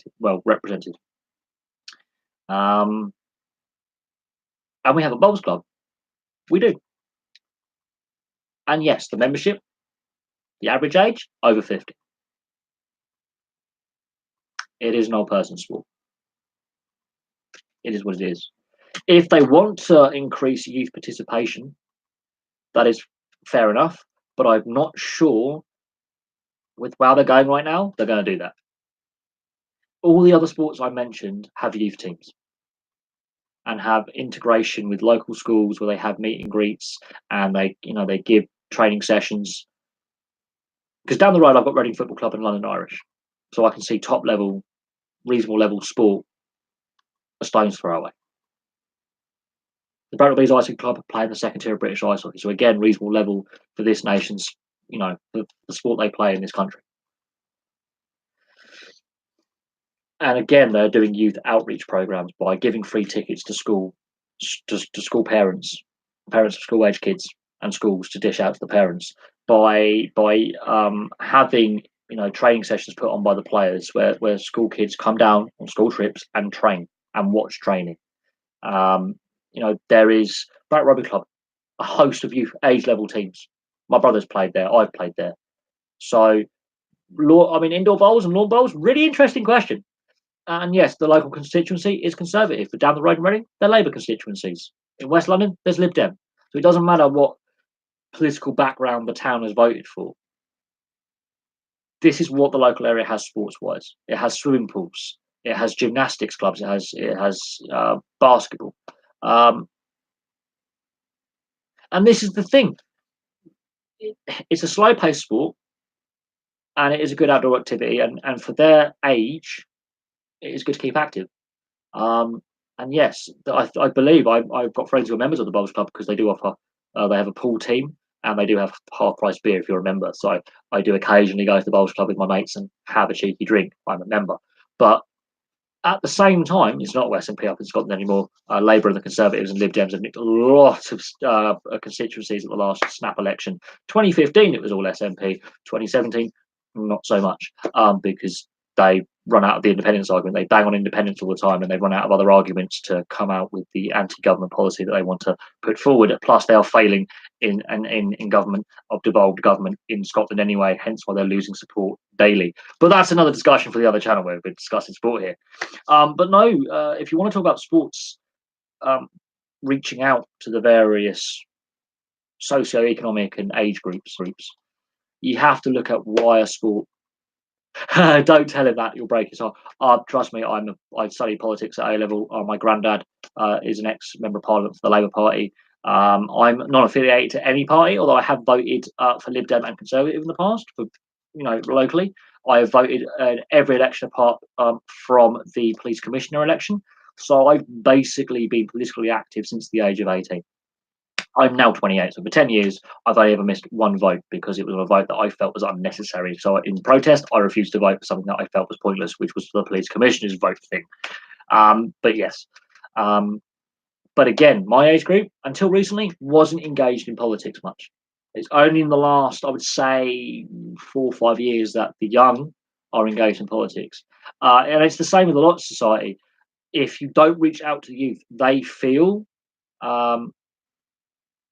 not cared about. And yes, the best way to be, if you don't vote, they won't care about you. Yeah, no. If you don't engage, they're not gonna reach out. That's, I think, part of the problem with our society. Instead of reaching out before engagement, if you don't want to engage with them, they won't reach out. It should be the other way around. We should reach out first and see if the youth want to engage. And I think this is where some sports are going wrong. I think there is an appetite out there, but the younger generation, the 1830 to 1834 age bracket, they're less likely to pay for a TV subscription to Sky Sports and BT Sport. They're less likely to. They're more likely to access their sports media by free streams or VPNs. So they don't want to pay. They want to find it more easily accessible. And this is a reason why I think some of the TV companies are giving more free-to-air viewership of rugby union, rugby league, and ice hockey on these free-to-air channels, because they've worked out that their target market, the young, are turning away from subscription TV. They are. And with the amount of effort that the younger generation are putting into illegally streaming or trying to find free streams that may be legal but may not depend on jurisdiction, some of these TV companies have worked out we might as well just give it to them for free. We'll rely on ad revenue. The more of them watch, the more ad revenue we get. They've sort of worked out. Mr.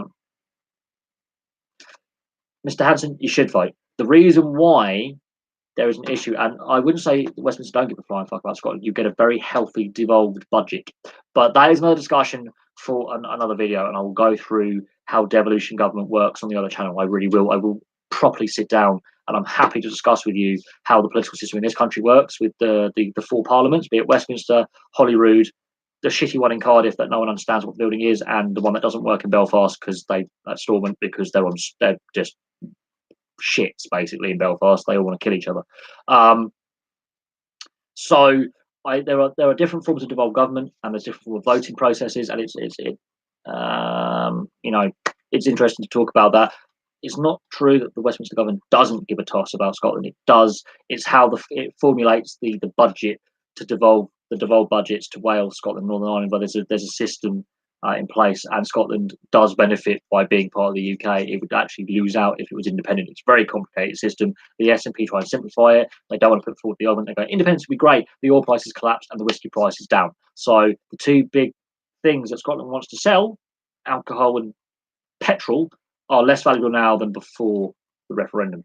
But that's another topic for another debate, and we go into the pros and cons of having too many left wing parties, only one centre right party in Scotland, which is the Conservative Party, which is not healthy for the national debate. But that's another thing.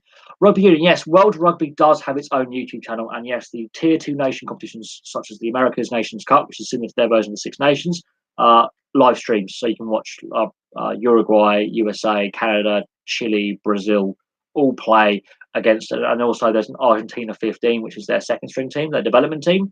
They play in their version of the Six Nations. It's actually quite good quality rugby, and crowds are improving.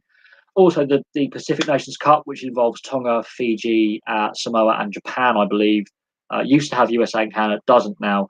That is also on the World Rugby YouTube channel. The NHL, there's a lot of highlights channels from the NHL, so they are giving you dribs and drabs. There are a few YouTubers who try and post games. They get taken down very quickly. It's to do with the copyright thing. YouTube's getting really anal about that. But I have found some websites where you don't have to worry about all this copyright crap because they're owned by Russian servers, so it's a little bit illegal. But I find a way to make do with getting my sport. I can't watch every game and I can't watch every sport, and I have to watch it a day late, but I get there and it gives me a feel of what's going on in the sport right now and what players are in form, what teams are in form, what teams are doing really, really shit. But to get the NRL and Super League, it's almost impossible now on YouTube or Twitch because they're shutting down all the time with the copyright violation, crap, when they're actually killing off their game. BT Sport, yeah, the cost of BT Sport has skyrocketed and people are switching off it and it is losing TV rights and it's hemorrhaging money. We've discussed the fact that BT Sport is failing. It is failing. When it fails, Scottish Sport's going to be at a disadvantage. Not as much as Setanta, because Sky's got a good share in rugby union and football, but it's going to have an knock-on effect. The only sport in Scotland that isn't on BT or Sky is ice hockey, which is on Free Sports with the EIHL, and there's now 3 out of 4 teams left in Scotland because the Edinburgh Capitals went bust. So the ice hockey won't be affected, but rugby and football will if BT Sport goes under, especially rugby union in Scotland. The Pro League is a lot on BT. The national side is sponsored by BT. Murrayfield sponsored by BT Sport. So BT Sport is to fail, which it will. It just is a matter of when. It could be tomorrow. It could be 10 years. If and when it fails, Scottish rugby is going to be at a disadvantage and is going to have a financial hit, as is a large amount of Scottish football. And Scottish football doesn't have a lot of money, so BT Sport is playing with fire because they're the monopoly in Scottish sport. Really, Sky gets less TV rights in Scotland than BT, where it's other way around in England, where Sky is the dominant subscription sports platform. BT secondary, Premier Sports is the tertiary with Eurosport and the other ones sort of below that. BT Sport, I've never liked it. I saw the initial preview when they first launched, and it was really crap production values. I was not impressed with having Austin fucking Healy, the most annoying, squeaky little scrum half England ever produced, overrated as a TV presenter and as a pundit. Just no. End. He's crap. I've said my piece, but no, I'm not happy with the quality of BT Sports production values. Presenting is poor. The commentary, some of their commentary is shocking when they can't pronounce players' names. When the commentators they've got are meant to be experts in the sports they're commentating on. Right. No, Shinty is very, very obviously is where ice hockey sort of devolves from, and hurling it's very similar. Again, a minor sport now. It used to be a massively popular sport up and down the UK 150 years ago. Everyone used to play shinty. I'm not joking. In the Victorian era, late Georgian, early Victorian era, into the Edwardian era, shinty and lacrosse were really, really popular. Very similar sports, very similar to Irish hurling. Lacrosse obviously is ice hockey, not on ice, and not with the puck and with nets instead of sticks. But lacrosse and shinty and hurling have all basically evolved into ice hockey that we see today in the Elite League, in the NHL, and in the European leagues. It used to be a massive sport. For whatever reason, shinty has shrunk as a sport worldwide. Less people play shinty now than 150 years ago, for whatever reason that may be. And we can look into the decline. Yes, they still play it in Scotland. And yes, there is the coverage in Scotland. If you want to grow a sport outside of its traditional market or regrow it out and find old markets and renew it, you've got to show it nationwide, and it's just not getting that. You don't know what shinty is? It's very similar. It's a cross between field hockey and ice hockey and lacrosse and hurling. So it's a stick sport with a ball. It's physical. It hurts. If you watch ice hockey and you watch hurling or lacrosse, I suggest you watch those sports first and then watch shinty, and you can see the evolution of the sport to what is now modern day lacrosse and modern day ice hockey, which is the ultimate evolution of what shinty was 150 years ago. That's basically the evolution of the sport from shinty to ice hockey, lacrosse. Hurling's in there as well. It's a very Celtic sport, but I do suggest you look at lacrosse and ice hockey, and then you type in shinty on YouTube, and you see the similarities. And yeah, there are differences, but you see the evolution from shinty to ice hockey. You can see the evolutionary train with hurling in there as well. You can see where the sports have evolved to become what they are today. But yeah, shinty, very minority sport now. Very few people know what it is, as Hornet has basically just come out and said. I didn't know what it is even it. What it even is it? No, it is a sport. It is a very competitive sport, but again, it's not played by a lot of people anymore. And there are various reasons for its decline and the rise of other sports. But it comes down to: is it played in schools? Not enough. Is it played at a high level? Not enough. Is there funding for it? Is there a fan base for it? Is there coverage for it? And the answer is not enough. I think the conditions suit shinty more in Scotland than cricket. I've had the debate about cricket in Scotland with a Scottish cricketer actually the other day, who's living in England but has actually played youth level for Scotland and county level and age levels for Scotland. Yes, I will say I think the weather conditions suit it more, so you can play when the weather's a bit crap. But again, how many Scottish people actually play shinty? That's another question, because you've got to look at other sports that are watched that have professional clubs. So you've got football, rugby union, and ice hockey. They're your professional sports in Scotland that we know are getting TV coverage. They're in professional leagues. They're at the top level of the sport they play in this part of the world. And then you look at shinty. What is the average attendance of a game? How many registered players are there? What kind of sponsorship arrangements are in place? What kind of media and then you have to ask all these questions to understand why it has shrunk as a game and is not as popular as it was 150 years ago, and what has caused that decline and that stagnation within a sport. I'm not saying it's a bad sport. I have seen it played. I know a little bit about it. I haven't played it myself, but I know a little bit about it. But it is cultural. It is part of a culture, but at the same time, we've got to understand why shinty is not participated in as much, and where the money has gone, and what the governing body is doing about growing the sport, and what the local media coverage is, and what the local sponsorship is, and what people actually are interested in playing it, and how many young people at school play it to then carry it on into the senior level. There are various questions to ask, but Scotland has an issue with sports governance and sports funding. It's a Scottish-wide problem when it comes to sport. It's poor governance and funding issues. And I don't mean to sound like an arsehole, but that's a regular thing that comes up with Scotland: is sports funding, participation, and governance. And it regularly fails in all three. Or if one of the three fail in a sport, it happens, but regularly Scotland fails in all three. And this is why Scotland have had issues with the football team national side not being great. The delay in the development of the women's game in football is coming along now, but it's taken too long, where England have surged ahead and other European nations have surged ahead. Scotland's lagging behind there. And then you've got to look at women's rugby. Again, Scotland really lagging behind the other home nations and European nations such as Italy and France in development. They are regularly getting battered in the rugby, which is not good for their development, but it is also a learning curve, but they are not doing as well as they could. considering the growth in women's rugby over the last 10, 15 years, and the same with rugby league. Cricket, they are still an affiliate nation, yet Ireland has now surged ahead to become a test nation. So again, they're being left behind by an equivalent nation at that level. So there's various issues to talk about. And Shinty, yes, has regressed as a sport, and there's got to be a lot of reasons why. And I'm going to have to do my research on Shinty, and I'm going to reread up on it. But it basically Shinty's evolved into ice hockey.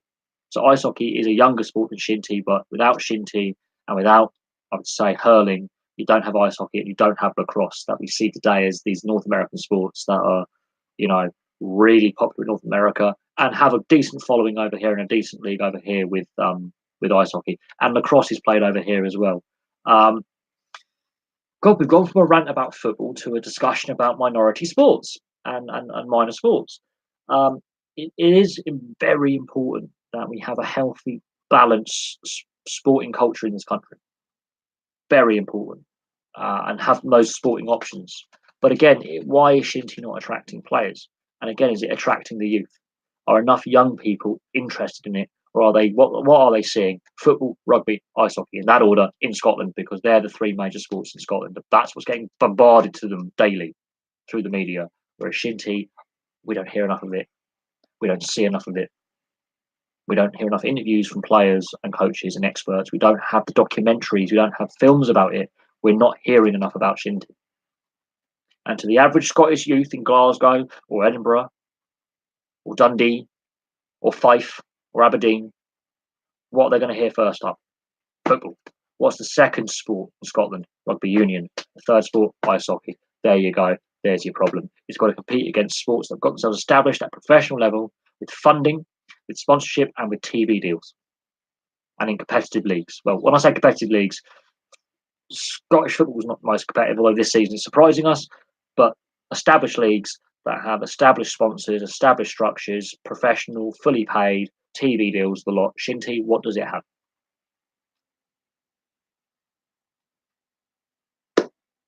And that answers the question of why it's not as popular. It doesn't have the following, it doesn't have the media coverage, it doesn't have the funding. And that partly comes down to governance and the failure of the governing body of Shinty. I don't know what that governing body is.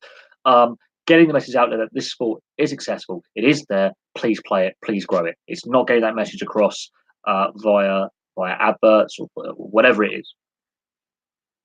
But I'm more surprised it's more popular than cricket because the weather. Cricket is very weather reliant. And Scotland's weather is a lot different to England and Wales and parts of Southern Ireland because of the position it is in the North Atlantic and the way it pokes out onto the Gulf Stream.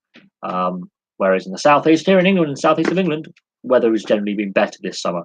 Scotland actually got rain this summer. Parts of the south of England didn't get rain for 40 days. So the weather's had an effect on sport, and that's something that we have to look forward to, is the weather affecting sport more and more often if we do not tackle some of the issues with climate. But that's another thing for the other channel as well. But no, some interesting points raised there. I know for half this live stream I have basically exploded and ranted. No, it's not been the only shining beacon for Scottish football for years. I think Gretna's rise to the Premiership was a shining beacon. The way they were handled in the Premiership by forcing them to move to Motherwell to play their home games by the Scottish FA and the SPFL was a travesty. I would say Aberdeen now being pretty solid again for the first time in 30 years, trying to challenge Celtic has been a shining light of positivity. And this season has been a real mix, throw up in the air, and you've got 6 clubs within a few points of each other at the top of the table. I think that's been good to see. I think the Scottish football as a whole, though, it hasn't had a lot to say positively since '98. The failure of the national side is a big discussion point, and the issues within the game, which we have discussed. I don't want to go over them constantly on every live stream because we know the issues: sectarianism, lack of funding, poor structures, the SFA needing reformatting and restructuring, the SPFL failing, the league not being as competitive. We could discuss that daily, and we do daily, and the outcome hasn't changed yet. Until enough people regularly have the debate and hold the governance of the sport in Scotland to account, there isn't going to be enough change. Which cricket nations are going to be getting Test status in the future? That I could not tell you. Ireland and Afghanistan were the last two to join the Test ranks, but it took a long time, especially for Ireland, to get to that level. There are some associate member nations such as Scotland and Holland and Namibia. I wouldn't be surprised if Namibia would be the next one lined up because they're linked to South African cricket and Zimbabwean cricket, with a lot of their top sportsmen going to through the South African sporting systems of youth. I wouldn't be surprised if Namibia were possibly down the line, but again, it's too early to say. Um, Oh, Rangers fans. Yes, Rangers fans are known for being very racist. Um, that is another thing that Scottish football doesn't want to tackle is not just the sectarianism and the fact that Lennon's come out and said that's racism. No, it's just religious intolerance. That's a completely different thing. You annoying little ginger man, which he is. He's an annoying little ginger man. He really does inflame the situation because of his antics on the touchline. I'm not saying he should stand there and take sectarian chanting from Catholic or Protestant fan because he's had death threats from Catholic fans as well. But Rangers fans are predominantly white. Oh yeah, there's not many ethnic minority Rangers fans. I think you find when they announced Steven Gerrard as manager, there were two fans of Asian background at that announcement. Every other face was white in that crowd.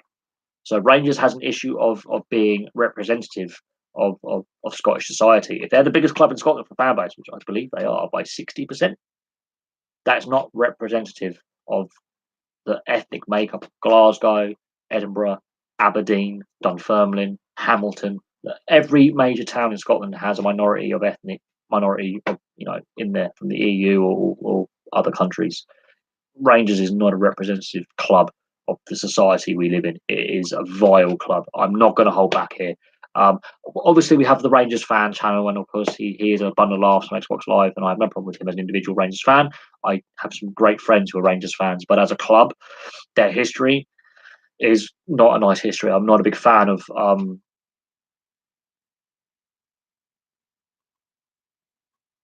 I'm not a big fan of Rangers at all. With their history of some really intolerant behaviour by a large minority of their fans, and they do not tackle the sectarian chanting. They do not tackle the racist chanting. They do not tackle the homophobic chanting regularly, day in day out. Some of their fans regularly drug that club through the gutter, but the club itself does not take action against them. Plain and simple.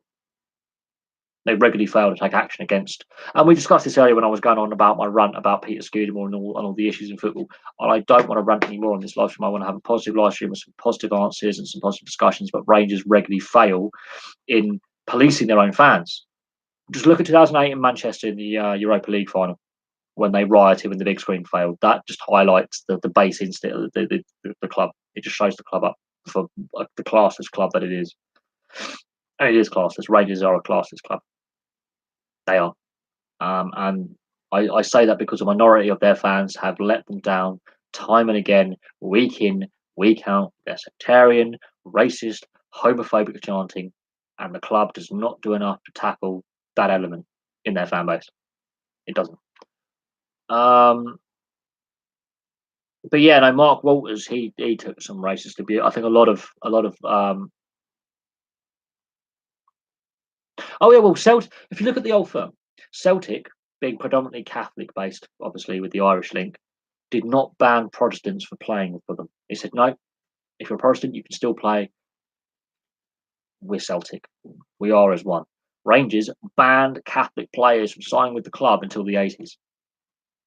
So let me just put that one out there. You couldn't get away with that now. But Rangers um, had a thing in from the owner downwards saying we don't want Catholics playing for this club. If you're a Catholic fan, you will not be tolerated at this club. So yeah, Rangers are a big part of the problem in Scottish football with their intolerance for another religious group, or religious denomination within their own church. It's just sickening. But yeah, Celtic, the Lisbon Lions, I think half that team were Protestant. So it defeats the sectarian argument that Protestant and Catholic can't get along. The Lisbon Lions, half that team weren't Catholic. because Celtic didn't have they used to have that ban, and they went, "No, this is pointless. We're not going to get anywhere like this because there's less Catholics in Scotland than Protestants, and they would have a limited playing pool. Then if they say, oh, we're not going to sign Protestant players, they'll have like we've got 8 lads and a dog. Well, that's good, isn't it? Um, but Celtic themselves have issues with their sectarian chanting, absolutely, and some of the minority who regularly cause problems on European games and club games at club level in the domestic league. Yeah, and again, not enough is done. It's just paying lip service to fine them or to warn them. Actually, dock them points. Actually, throw them out of the league, force them into relegation, punish them, punish them. Then action might actually be taken. But football's one of those cowardly sports that doesn't want to actually take the hard battle on it.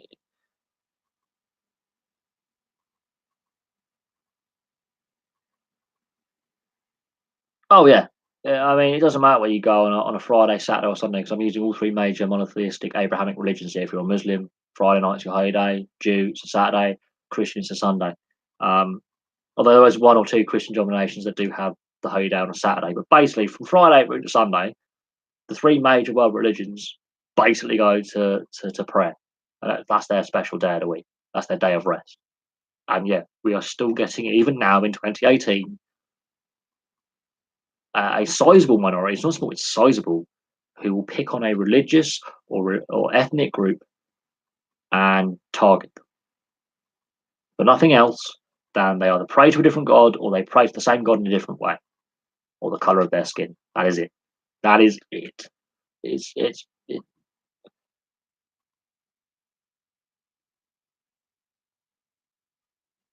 uh Yeah, okay. I don't like Graham Souness, but I do admit when he signed a Catholic for Rangers, he said I can marry a Catholic. I've got Catholic mates, but why can't I sign a Catholic player? Well, I don't agree with Graham Souness with some of the things he stokes up. He's a Scotsman. For him, he's not Catholic or Protestant. He's a Scotsman. Well, I say that with a slight Scottish accent because he's a Scot. He's a very patriotic Scot. He's an annoying one as well, and pain in the arse. But on this point, I will agree with him. He says I can have a Catholic wife, I can have Catholic mates, but I can't sign a Catholic player. Are you joking? I'm going to do it. I think if Graham Souness had not been allowed to sign a Catholic player, that would have blown up Scottish football completely. But yeah, this is what Rangers were like until the 80s. They had a ban on signing Catholic players. You could be a Jew, you could be a Muslim, you couldn't be Catholic. How fucking stupid is that? Not that if you were Jewish or Muslim, you want to play for Rangers because of the racial abuse you will receive, but you know that just shows how bigoted that club is and why I have no respect for Rangers at all. Individual fans, yes.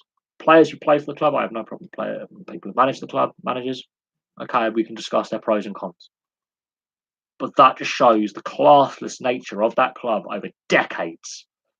When at the time they had that player ban in place, there was social strife in the United Kingdom and the Republic of Ireland where people were being murdered for their religious beliefs and targeted because they were either Protestant or Catholic, with sectarian violence of an unnecessary nature. And sports should be a healer, not a breaker. This is why I dislike Rangers intensely. And I'm of an Irish background, so looking at my family history and I'm looking at the history of the island of Ireland over the last 150 years, yes, some terrible things have happened in that land. Horrible things that should never have happened because of one side being Catholic and one side being Protestant, and you just pray in Latin or you pray in English to the same God. It's sickening, absolutely sickening. It is saddening, and the fact that Rangers fomented this and fueled it more for decades after, every other club was like, "Yeah, we don't give a toss if you're Catholic or Protestant. You're Scottish. Are you not? Aye. Do you hate the English? Yeah. Right, you can play for us. It's fine." Rangers, however, your surname very Irish. You Catholic? Yeah. Fuck off. That is how basically bigoted they were. If you were a Catholic fan, you got shunned by the club as well. So it deliberately created a divide in the communities of Glasgow and across Scotland. All clubs have horrible fans, but to do nothing about it and then make laws in the club banning people that makes your club every day. This is why I dislike Rangers as a whole. As a whole, individual Rangers fans, no, not at all. I have loads of friends who are Rangers fans, and I get on with them swimmingly. I have no problems. But yeah, this particular club I dislike with a passion. I'm not a fan of Celtic either, and I'm sorry, Mr. Hanson, Mr. J Hanson. I'm not a fan of Celtic either because again, what some of their fans, also their behaviours are pretty. In fact, most of the Scottish clubs I dislike intensely for the behaviour of their fans, especially the constant sectarian chanting week in and week out against Catholic players or Protestant players, or depending on who's playing. You know, it's wrong. Oh, how you doing, Tynamak? How's it going in Manitoba? I'm supposed I wouldn't be surprised if the weather's getting a bit cold. It's getting cold here in the UK. It's nice to see you. I mean, I obviously saw your live stream last week. Yeah, it's been an interesting live stream. We haven't really mentioned hockey much, or the NH. We haven't mentioned the NHL at all. Actually, we're discussing more UK based sport, and I've had a bit of a rant. I've had a very sweary, effy, blindy, very angry debate, not with my subscribers, but with the fact that a guy who's been in charge of a league that has corruption allegations against clubs in that league, and the fans feeling that their voice hasn't been heard. So people like me, um, with the ticket pricing being unsustainable, player wages being out of control, various issues, has just received as a leaving gift a £5 million bonus paid for by all the clubs in the league. Yeah, not happy. We then I went on a bit of an angry, shouty rant kind of for a good hour, and now we're sort of calmed down a little bit. But we did highlight a lot of issues within the sport in this country and in Europe for what you would call soccer, what we would call football. Um, and yes. Last night I've had a busy time of it the last few days. A friend of mine, one his aunt sadly passed away, so I have actually been spending a lot of time helping my friend out where he lives, not far from where I live in England. So I basically had to spend most of my weekend in an armchair watching dogs. I've got a bad back, but unfortunately, things beyond my control. And I do say this channel is a hobby. Something more important came up, and I was sort of not online, but I kept up with the score, and yeah, really good, really good result. We on a good little run.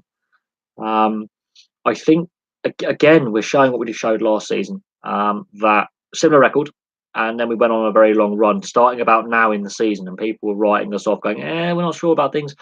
And we did very, very well both in regular season and playoffs. I'm exceptionally looking forward to the Christmas period. I really am. I think we've got something good going now. I think Cheveldayoff, much criticism that he has received over the years since he became GM when the team moved from Atlanta, he's been regularly criticised for not making the moves in the transfer, in the trade market and free agents market, and signing contracts. But he's proven that patience does pay off. I think the long term plan was, look, we know there's a fan base here. We know we're going to sell out every game, whether the team is crap or good, and we know that. Um, Smallest arena in the NHL, one of the smallest markets in the NHL, according to the NHL. Even though I think Winnipeg is a bigger market than it could be a bigger market. I think there are more people who would want to watch games and go to games. If the arena was bigger, I think more fans would want to apply for tickets. Personally, um, but again, the team is showing a lot of good, promising signs. Line 8, I'm not worried about him. I think the media are putting too much on the goal scoring and assists. I'm not worried about him. He's part of a well-oiled machine. Every player is putting a shift in, be it top line, bottom line, top pair defenseman, bottom pair defenseman. Every player is playing their heart out, and if they're not scoring, they're not scoring, but they're putting effort in, and that's what I like to see. I'm not fussed about how many goals and assists a player really gets. I'm more fussed if the players are putting the effort in, and they're putting the effort in, so therefore I'm happy. I'm happy when they win, yes, but if a team are struggling but they're putting the effort in, I'm happier as a fan. When a team are not putting the effort in and they're losing, that's when I have questions. But this team, they're putting the effort in and they're winning, so it's a win-win. But it is good to see them on a little winning streak and a really good record going into the middle of November. Obviously, there's been some concerns about Patrick Laine, but you can tell that he basically broke his foot before the playoffs started last year. He got smashed with a puck in the foot, and played with a buggered foot for the playoffs. He got through that, and then obviously over the summer he wasn't fully fit. He's come back. He's not fully up to the speed that he wants to be at. I don't say he's a bad player. Players go through these periods where they're not quite on form, they're not fully fit, and to sustain that kind of elite level play, because bear in mind, I'm going to turn the light on because the light's a bit grey now. It's better now. We can see to sustain that elite level play for 82 regular season games plus playoffs, depending how far you go, year in year out, is bloody hard. And to go through a career with only very few injuries is really difficult as an ice hockey player, as a hockey player, as an NHL player, or any league of ice hockey around the world. To keep that sustainability up, you're not going to do it every season. There's going to be that little downtime where you're not fully fit, or you're feeling the effects of carrying an injury, or playing a lot of games. And that was his first playoff run in the NHL. He was clearly feeling it. It's all about getting himself ready for the next season, and making sure you can be consistent through that season. I have no doubt that he will score a lot of goals this season. He'll do well in the playoffs. I have no doubt on that. An elite level sport, to keep yourself fully fit 100% of the time is bloody difficult. And those Ironman streaks, some of those players, they really push themselves hard, and when they do, that streak breaks, then they start to break down a little bit with injuries for a while. But at the end of the day, at least we're not ranting and raving anymore. We're talking about other things. Yes, beautiful. But no, looking, I've obviously done a preview for the England-Japan rugby union game, and yeah, I am very, very interested in this. Perfect game for both countries. It's a World Cup cycle. England will be playing against Tier 2 nations in the World Cup they wouldn't regularly face in the Six Nations, Summer Tours, or Autumn Internationals. So to pick Japan, perfect choice. You're going to be playing on their turf. They're, I think, the best of the Tier 2 nations that are going to be at the World Cup. There's a reason why they're hosting it. There's a reason why they did so well the last World Cup. And for Japan, they want to go, right, this is the last host of the World Cup, with the next host of the World Cup. We're going to be playing against the likes of this elite level opposition, of international elite level, not club level, because some Wolves do play in the Super Rugby. Let's test ourselves. I wouldn't be surprised if the scoreline is far closer than many England fans expect and Eddie Jones wants. Eddie Jones has stoked a bit of a fire here by basically, again, in one of his press conferences, going out and saying they should go to the temple and pray. He's been very provocative in his press conferences this week. I wouldn't be surprised if that really fires up the Japanese lineup. They're going to give it a go. The Japanese players are going to be rightly aggrieved, considering that he was their coach a few years ago. They're going to feel like, well, he's half Japanese himself. He gave so much to the game here, and now he's being very dismissive of the thing that he built. What an asshole! Let's prove him wrong. It's going to be a very good test match. I think you should not underestimate the Japanese. The conditions will have a big part to play in that game. I will say this: conditions will have a massive part to play in the way the game is played. If I look outside, it's a bit more cloudy. There's a bit more moisture in the air. The scrum is going to be important. The forward battle is going to be important. England have an advantage in that respect, but if they keep dropping ball and being sloppy and giving penalties away at the breakdown, it could be a long day for the England pack. But it is what it is. I mean, we could discuss the strengths and weaknesses of England's game plan and Japan's game plan. No doubt. Look, England's had two very, very tough games. Japan's played against the All Blacks.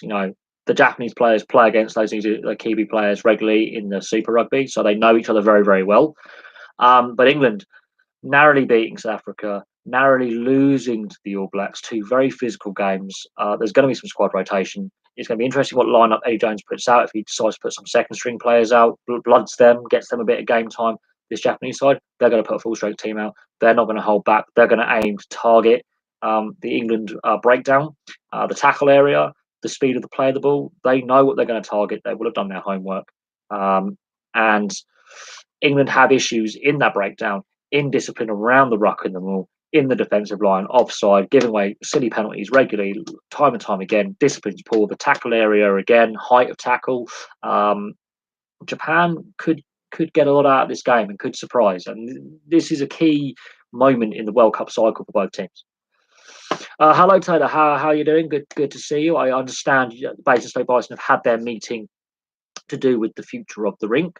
I'll be very interested to see what has come out of that meeting and what the future holds for the Bison going forward for the rest of this season, and obviously the future going forward from there. I understand from what I last read, the article you sent me, that they have to get a temporary rink in place. Well, now they can't wait anymore. Um, so we have to have a look at what's going on. I want to, as a fan, I want to see Basingstoke succeed. I do. I want to see them have a healthy team and a home to play in. And if that means they have to relocate or merge with another hockey club in the south of England, so be it. But I'd rather um, that kind of hockey club continued on in some form, shape, whatever it may be, than be forced under because of shocking rink maintenance by the previous rink management company, Planet Ice. That's my personal view on that situation.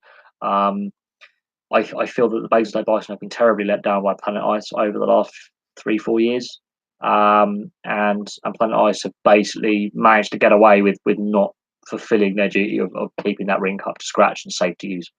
That's my view on it in a nutshell. But obviously there was a meeting last night, and I'm hoping you'll fill us in a little bit more, so it gives me a better understanding of what's actually happening with Basingstoke and what Basingstoke can look forward to as fans going forward, and what the team can look forward to in facilities use and where they're going to be again going forward long term.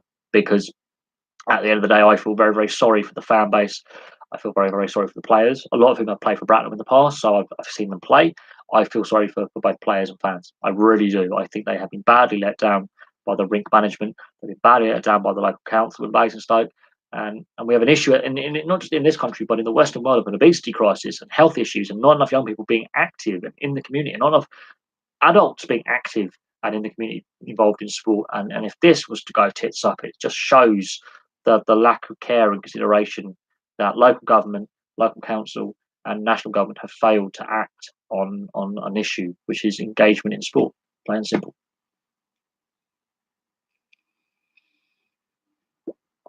Back to England, Japan. Yes, both teams have had played the All Blacks. Both teams came out with not too many issues. Can learn a lot of lessons. England game management. Game management is a problem for England. Two close games that didn't need to be close. They could have stunned the All Blacks last weekend, and they against on a weakened South African side, they could have had a bigger margin of victory. Um, Game management for England has been poor and has been poor for quite some time.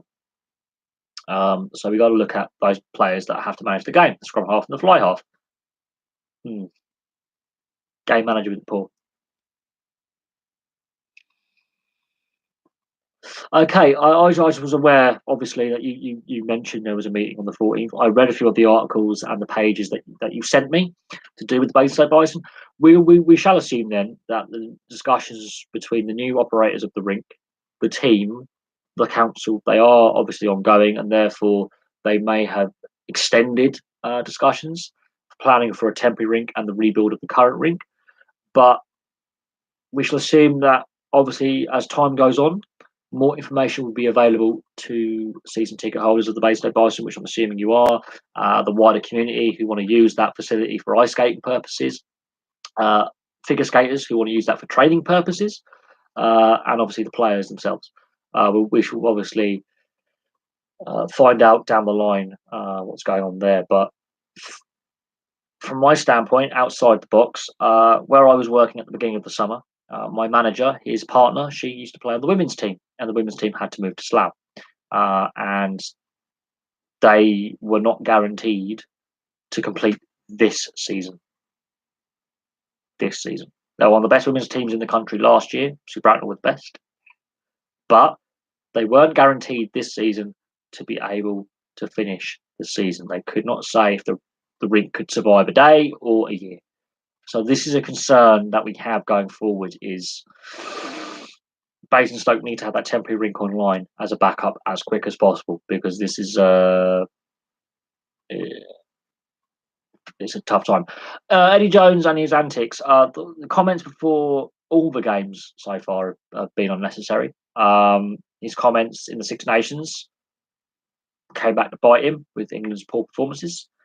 His comments, obviously, this past few days against, in the lead up to the Japan game, unnecessary and culturally insensitive. Even considering that he's half Japanese as well, I found that really bizarre. Him saying go to the temple and pray. Japan is a very devoutly religious country, and very, very how do I put the Japanese culture? It's an interesting country. It's a historical country, and their culture is exceptionally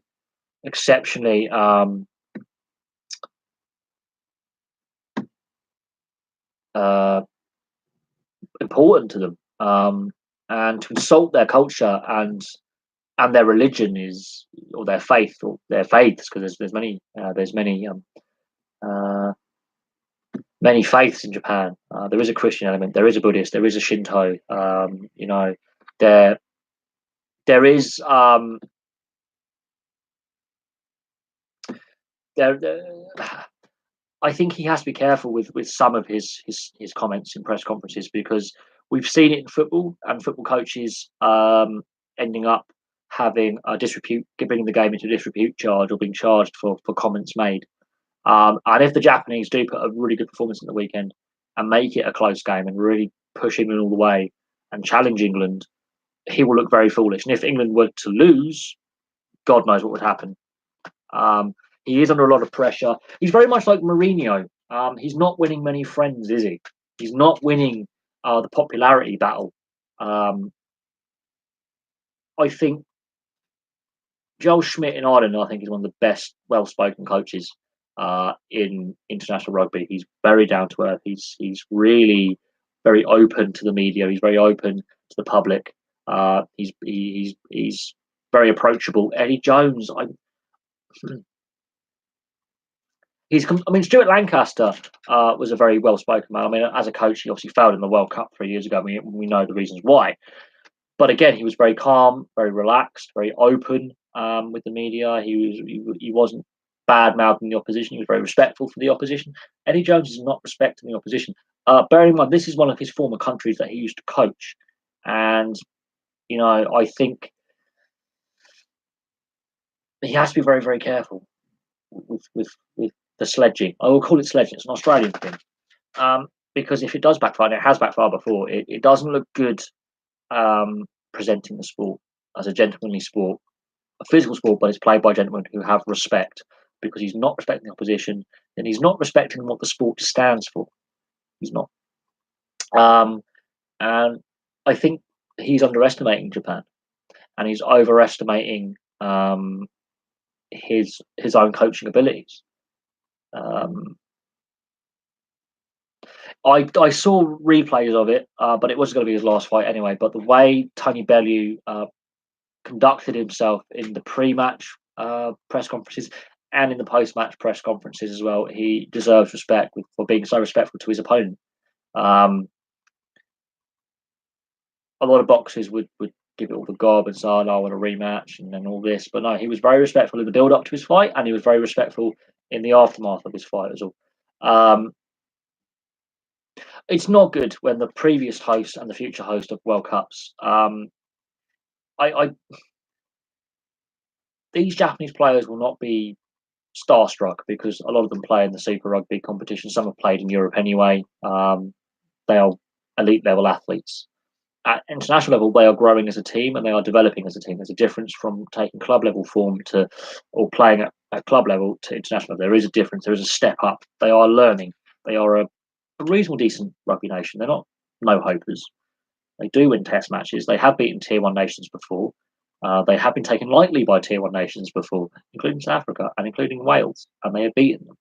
So they shouldn't be underestimated. And England at the moment aren't in a good place. They're in a very rough patch of form, very similar to South Africa 3 years ago, in a rough, indifferent restructuring, rebuilding phase. Not sure what the direction is of the team or the philosophy.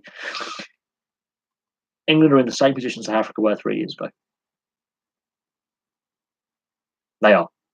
And this Japanese side have earned the right to host the World Cup with their improvement over years. And then doing what they did at the World Cup 3 years ago, and then continuing that decent form on, and they've grown the sport in Japan. I think Eddie Jones needs to be very, very careful when he's stoking the fires of the opposition, because that could seriously motivate the opposition to play even above themselves even more and really go for it and really motivate them. So we'll have to see. LeBron James, the Lakers. LeBron James's contract is what I have thoughts on. I've done a video on that. So if you want to look at my NBA, I think I've got an NBA playlist. It might be on the other sports playlist, but I definitely have done a video on his contract. LeBron James's contract to the Lakers. I have done a video on that. All my thoughts are in there. I think it's an obscene amount of money.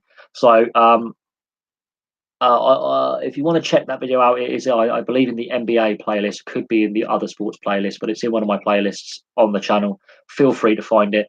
If the NBA playlist, if it's in there, it's a very short playlist. You'll find my thoughts on LeBron James going to the Lakers and his contract. That's the best way to answer that question, because I've done a video on it, rather than me repeating what I've said in the video. The video is on the channel, and feel free to watch it and take my views as you will. As a non-NBA fan, as a casual viewer, I am surprised with the amount of money the top stars paid. Plain and simple on that one. Usyk, yeah, Usyk and Joshua, there are rumours, but then you've got to change weight divisions a little bit. That'll be an interesting fight. Very interesting fight. But again, I'm not really following boxing as much as I used to. I have concerns about the sport long term, and other issues to do with boxer welfare, and a lot of issues within the sport that are making me second guess my following of boxing. I have friends who are involved in boxing as trainers. I've got a couple of friends who have their own boxing gyms and have professional fighters fighting under their banner, and doing rather well. But for me, I'm at a crossroads with boxing. I'm not sure whether to keep watching and keep dipping in, or to step away from the sport and go, I can't support this sport anymore. I'm at a moral crossroads with the sport. So while it is a very interesting possible matchup, I do have concerns with the sport long term. What do I think the Swindon and Basingstoke score will be? I think it's going to be closer than some may expect. I think it may go to overtime. I do. I think it may go to overtime. It all depends on how Basingstoke start the game. If Swindon get in there, it's going to be a hard graft to pull it back. It also depends on how Metten plays in goal. If he has a wobbly start, it could be a long night. If he has a good, strong start, like he did against Bracknell the other week, where he shut down that first period, they have a chance. But I don't know. Bracknell didn't have the best weekend last weekend, 1 point out of 4. This season's looking more competitive than last season, which is good to see. But it all depends on how Metten plays and the defence. In fact, the whole team. But Metten is the crucial bit. If he has a wobbly start, it could be a big scoreline. If he has a solid start, like he has done in recent games, Basingstoke have a very good chance to nick an overtime loss or even a win. But it's going to be a close game. It's going to be a physical game. There's not a lot of love lost between these two teams, much like there's not a lot of love lost between Bracknell and these two teams either. It's heated, and I think, with what's happening with the Basingstoke rink situation and a variety of other things, it's going to be really interesting to see how the players perform, knowing that there's all this backdrop of uncertainty. But I'm going for an overtime, and it all depends on the goaltending. It really does. If Metten has a wobbly start or gets the Swindon players going under his skin, which they've done in the past when he was playing for Bracknell and for Sheffield, it could be a long night ahead for Basingstoke. But if he can keep his temperament and he can have a good solid start to the game and get his iron early, it could be a good game. How am I? I'm doing all right, Lazar. Lazar. Oh God, Laser. I'm doing okay. I'm plodding by. I've had a lot on my plate outside or away from YouTube to contend with on a personal level, and there was things outside of my control, which is why I didn't do a lot of videos over the last few days. That's why I'm limiting my video content at the moment. There are other things that are more important than posting YouTube videos. And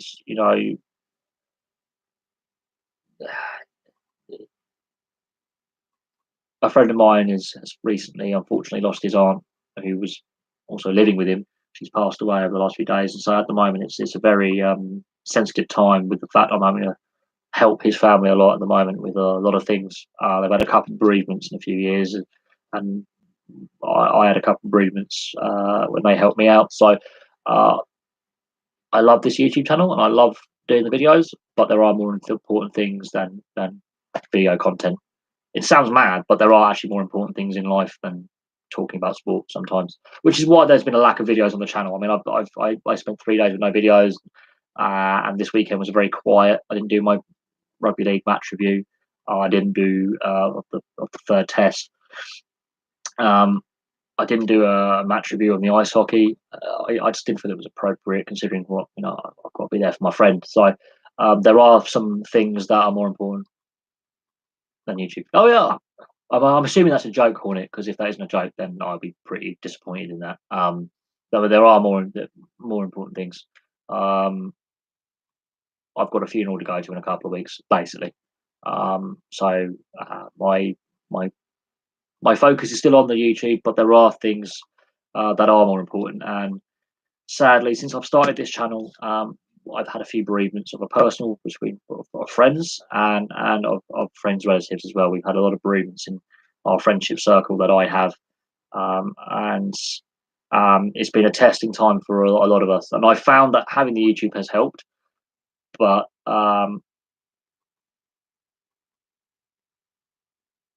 oh no, good luck with football training. It's good to see that a young person is involved in sport. This is why I enjoy this channel because we can have a varied debate on various sports that we have today. And of course, I've ranted a bit today as well. I've had a bit of a rant today, which means I've been a bit naughty. The last couple of live streams, I have been a bit shouty and ranty. So if you haven't watched the whole live stream, I do suggest you watch my explosive rant for half of it. It's really funny. You'll probably laugh a lot with me having you'll see veins popping. But no, good luck with football training. It's good to see that you know people are actually actively involved in sport, be it currently or previously. It's good to see. And I hope your training goes well, and obviously get what you get out of it and what you want to achieve. And I hope you achieve what you want to achieve in the sport. It's very vital. Um, my recent job, I was working with what do I know about the Phantoms? Well, they beat us 4-2 on Sunday. They beat us, I think, was it 4-3 or 5-4 the weekend before? They are a very good team. I think Bracknell, Swindon, Peterborough, Streatham are looking good as well. It's a more competitive league this year, but I do think in the next couple of years, both Bracknell and Peterborough will be invited to the Elite League. Of that, I have no doubt, or have discussions to move up to the Elite League. I have no doubt. Same with Hull. I have no doubt that the Elite League does want to continue to grow. The Liam Kirk bug getting drafted by the NHL, I think they still want to grow the game. The fact that we're seeing more and more Bracknell players on two-way contracts with Elite League teams this year, same with Peterborough. Yeah, they are a good side. They are consistently a good side. They've got good goaltending. They have a good balanced lineup. They're physical, very physical actually. From the games that I've seen them play against Bracknell, they can score, they can defend, they can do everything, but they can also wobble at times. But they have a solid roster from goaltender to elite forward. It's just a team that I feel can do something. How will Kemmel feel about Chelsea? I did a video on the Chelsea breaking news earlier. It'll be interesting his viewpoint on it, and it'll be interesting on Mike Talks Football's viewpoint. It, I'm not a Chelsea fan, so I'm looking at it from outside the box. They're not the only club being investigated for transfer dealings to do with youth players. Everton have fallen afoul this season as well. There are other transfers and other signings of contracts that are being looked at. So this could be even more serious punishment. There is a lot of investigations into corruption into football going on and dodgy transfers going on right now. Hence why, if you look earlier back in the video about me ranting, and if you missed the beginning of the video, I do have a good hour-long rant about Richard Scudamore. Is it Richard Scudamore getting a £5 million payout? I'm not happy about that. It'll be interesting to see Kemmel's viewpoint, but we have both come to an agreement that the Chelsea youth policy is wrong. I've been on his live streams and I have raised the question in the comment section going, your youth policy, you have a lot of players out on loan that never play for Chelsea and you make a profit of them. And that's basically what they're doing. They are. It's if you watch Wheeler Dealers or Fast and Loud on Discovery car programs, where they buy an old junker, they turn it into a nice muscle car street racer and sell it for a profit, or they buy a second-hand car, clean it up a little bit, and then flog it on. It's pretty much what Chelsea do with their youth players. They scout these youth players when they're 14, 15, 16, sign them to an entry level contract, send them out on loan. In the summer, they come back after their season long loan spell, a club, be it in England or in Europe. They do some summer training with them in the off season. Then they send them back out on loan again for another year, and the cycle repeats. And then after a couple of years, they sell them on, or they might get a few games in the first team, but eventually 90% of their youth prospects never play for Chelsea. They make a lot of money out of them. So I don't know on that one. If you want an update on the Bracknell Bees, we have released one of our import defensemen, Suriname. He's left the team because Milner or Miller, how you pronounce his name, the Swedes come in. The fact we've gone through 6 imports this season shows we have a bit of money this year. It's economics. It's an economic way of working the transfer market very cheaply, and it's at the moment totally within the rules. Battle Bees, we're doing all right. We had a rough weekend last weekend, not gonna lie. 1 point out of 4, 1 overtime, a shootout loss to Streatham, which was frustrating because I think the referee aided that. Refereeing was poor, but again, no excuses for losing concentration. Should have had the game put to bed and didn't. Right, let's just go through this a couple of questions. So, just Bradley Bees, we've got 2 really good import forwards. We've let Suriname go. He seemed decent, but his age, I think, was counting against him. I think he was a stopgap while they sorted out what was going on with the import situation with the team.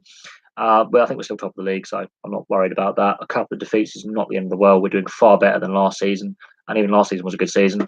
The league's looking good as well, which is good to see. Peterborough, yes, they are solid at home. They were a pain in the arse to play at home. They're very good away as well. What got me into hockey in the first place? Well, I am very, very lucky that my local team, the Bracknell Bees, are former national champions of the Super League, which is the forerunner to the Elite League.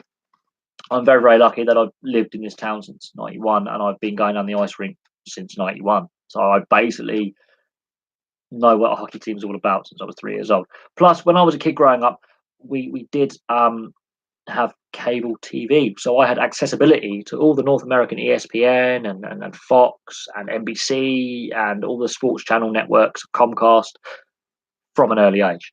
And of course, my dad, being in the army, did a lot of training in Canada. Where do they go? They go to Alberta. And what's in Alberta? The Edmonton Oilers and the Calgary Flames, 2 of the best teams of the '80s, with Stanley Cups galore between them, and 2 of the biggest teams in Canada. And again, having cable was sold on hockey from a very young age. And the Mighty Ducks film comes along, and I watched that as well. So I was automatically sold on the sport from the age of about 3 or 4 years old.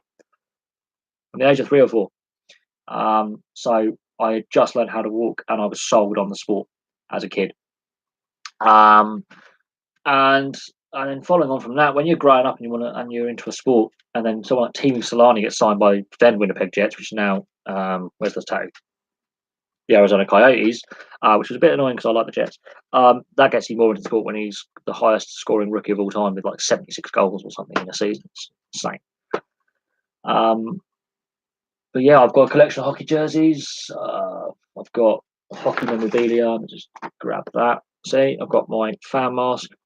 So I've got hockey memorabilia. I collect programs. There's some programs floating around up here somewhere. I'll have to dig through and find the program. There's some programs up there.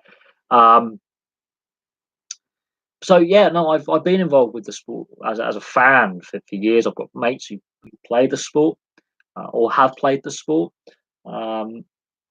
So I get an idea of what it's like to be a player by looking at some of the injuries they've had, some of the training they have to go through, even at low levels, at semi-pro level. They have to put a lot of training, a lot of effort in. It's an expensive sport to take part in, which is one of the reasons why I didn't end up playing.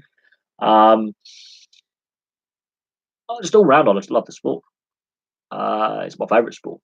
The hockey players in general are underpaid, and in the UK, you compare an elite league hockey player compared to a Premier League football player and look at the pay disparity, and you'll be disgusted by an average player, a squad player, um, in the Premier League or Championship football, right? Versus a first team import player in the Elite League. The football player is getting paid more in a week than that player gets paid in a year. When Danny Rose went out, I'm going to go back to my rant now, but when Danny Rose last season went out and said, I think I'm not paid enough. I'm getting paid 50 grand. I want double that. I want 100. I don't think I'm getting paid enough. I think I'm being underpaid. He's earning in a week what an Elite League player earns in a year.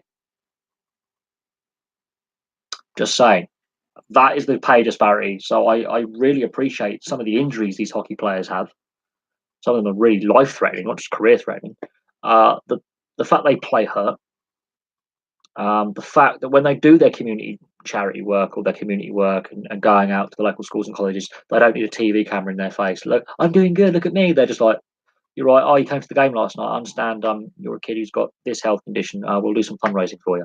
There is a young kid in Belfast who's, I think, got really a rare form of leukemia who is dying, and all the Elite League teams are basically doing charity work and fundraising to keep this kid alive in Great Ormond Street.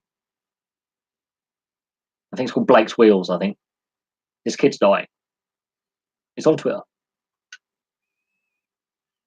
Every match night, there's collections for this kid. And at the National League level, which is the second tier, each team has a charity they've signed up with. And this year it's the epilepsy charity for young people with epilepsy in the Bracknell Bees. With Streatham, it's to do it's some local charity from South London that's again involved with community projects to reduce crime or something. The season before it was a cancer charity. Also before that, we've had the Armed Forces charity for a couple of years in a row. So it's the way they involve themselves in the community. The players, when you do meet them, are very down to earth because they're not paid much. Some of them don't get paid at all.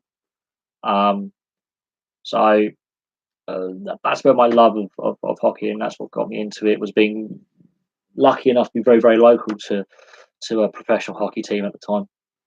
And yeah, I've seen NHL players play on British ice surfaces. I did a video actually on NHL players that have played in the UK during the 2004-2005 lockout. You'll be surprised at some of the players that have actually played who've played in the NHL, who've played here in the UK over the years. A lot of them. Yes, the bubble of football coming to an end. Yeah, no, there is definitely an issue with the lack of the poor governance of the sport, and it's catching up. It is catching up. It cannot continue for this rate for much longer. Fans aren't stupid. There is enough undercover investigations by programs like Panorama and Four Corners in Australia that are unearthing time and again systemic failures within governance of football. There's been countless documentaries on corruption and match fixing. It cannot continue. So I don't think it's necessarily the catalyst, but it's definitely another chink out of the armor of football, the bubble, and it's another pinprick to that bubble to weaken it. I don't know how long the sport can continue with the laissez-faire attitude, easy come, easy go attitude to this, and the payout to Scudamore today was disgusting for his bone. Absolutely no. I think that under his watch, a lot of bad things have happened that were easily avoidable, but they decided to turn a blind eye and to make money. The pure greed of the sport is what's killing it, and it will eventually destroy it completely. We've seen the boom bust in every other industry in the world. For some reason, sport seems to be reasonably immune to it. There are some sports that have had boom bust cycles where funding has varied and the money in the sport has gone up and down. But football, for some reason, has just done that. Other sports have meandered along and had issues with finances at various points, but for some reason, football's skyrocketed. Yeah, clubs at the bottom, at this end, are struggling, but clubs at the top are awash with cash.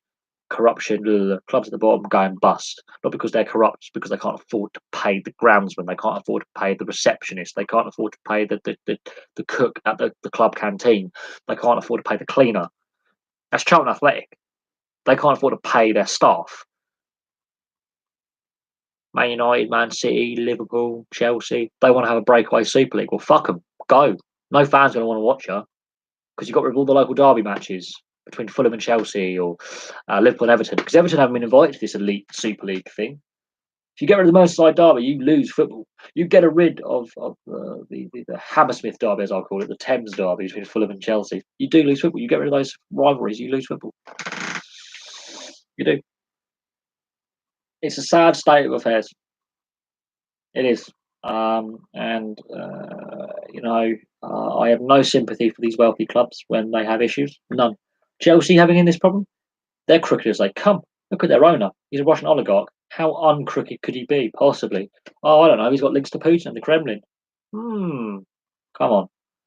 People think we as fans are stupid.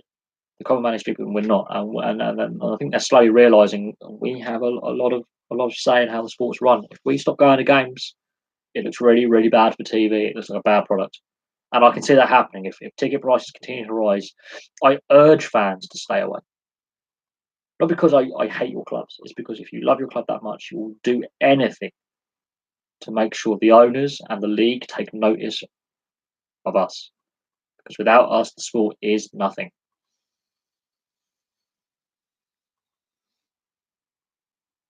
And yeah, plain and simple.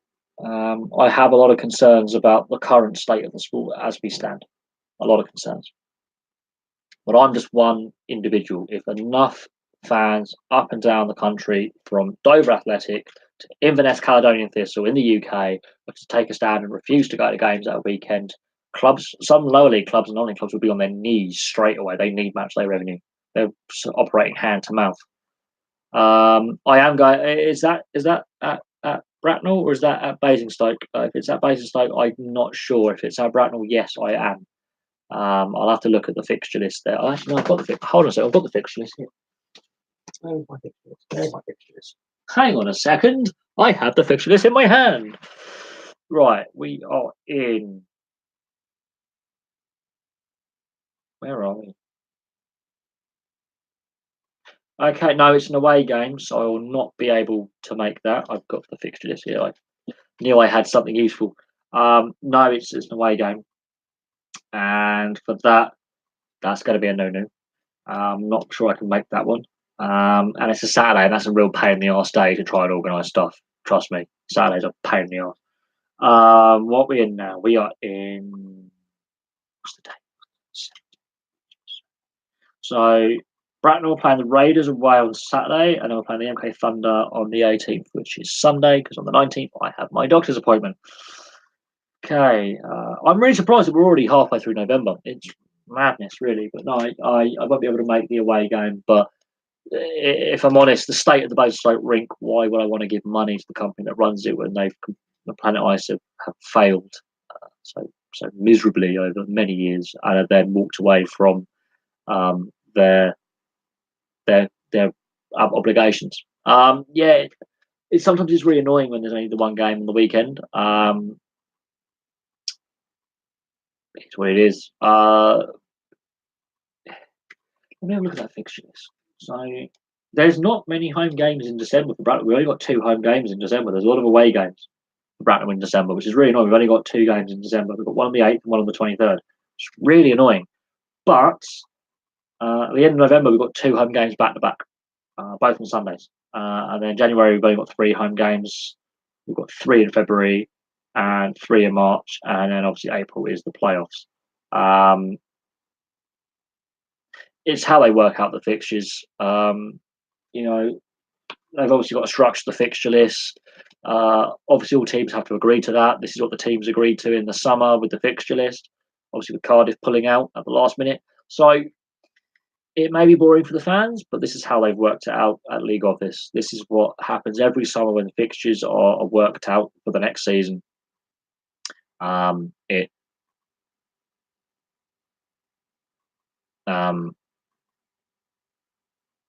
it is what it is. Yeah, I've no doubt. I have no doubt that we are a playoff team and we'll go far in it. It's interesting to see the turnarounds of some of the clubs, and some teams struggling, some teams not struggling. Bracknell has, did struggle towards the end of the EPIHL era. Did, and I'm not going to lie, money was an issue. Rink maintenance was an issue, and unfortunately, okay, the third test of England New Zealand. I didn't catch all of the test. There was a few minutes I had to walk my mate's dogs because I was house sitting for him. But I watched the majority of. I managed to watch the majority of the test, about 70 odd minutes of it. I went outside for 10 minutes. It was 22-0 when I came back. And it was 34-0. Really surprised by the fact England just gave up on that third test. But this also highlights why England have never actually whitewashed a series against New Zealand or Australia. I think the amount of effort they put into the first two games, the injuries and the suspensions that may have resulted from those first two games had an effect. Obviously, both sides weren't at full strength. There are players missing for both teams through injury, suspension, etc., etc. But I think New Zealand have a more settled lineup going forward. They know what their direction is. They've beaten Australia this year. England were trying to go for their first full year of going unbeaten, I think, for a while, and they won 4 out of 5 games. They cannot, they shouldn't be, I think, angry at losing a test match, but they should be angry at how they lost that particular test match and was so embarrassed. Again, the stadium wasn't full. Empty seats at Ellen Road. I thought the game was going to be played at Headingley and it ended up being at Ellen Road. So I was really surprised by, again, they're using football stadiums for these rugby league internationals. Use rugby league stadiums, for the love of God, please. This is where rugby league has gone wrong. They've used the wrong stadiums for the internationals. It was a better crowd at Ellen Road, I will admit. They were attempting to sell tickets in the top tier of Ellen Road, which was nice to see, but it wasn't a sellout. They claimed it was a sellout. There were empty seats. Very visible empty seats for TV. So, again, missed a trick, but off the first whistle, they just didn't look right. Yeah, there were tries that were called by the TMO that weren't called, and they were rightly not called.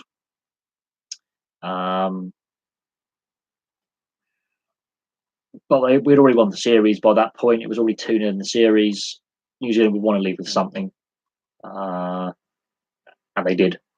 I did predict New Zealand wins. I was right on that one. I wasn't expecting such a big gap in the scoreline there. I really wasn't. But that does highlight our overall over the whole test series. If you add up points for and against, New Zealand win. Oh yeah. If you just take away the 2 wins, if this was on an aggregate score of points scored, New Zealand would have won that test series. They might have lost 2 of the games, but they won the test series on points scored. So if you're doing it like the Champions League football on for and against aggregate, they would have an aggregate score of more than what England got with that 34-0 third test win. So that does highlight some issues with again the Super League. The Super League players didn't look quite up to it. The Super League players play more games in the season because of the Challenge Cup, which the NRL players don't have. The Kiwi players don't play State of Origin, so that's automatically 3 less games that they would have to play. And they played 1 less Test match this year of New Zealand. No, they play the same amount of Test matches. So the Kiwi players, all of them NRL players, have actually played less games than about half the England team. That showed on that third test. Makinson looked exceptionally tired. He's put a shift in. McGilvery, both those wingers put shifts in this series. McGilvery didn't get the tries that I think he deserved, but Makinson, yeah, fully deserves the Golden Boot. But then we have to ask the question of how is the Golden Boot determined?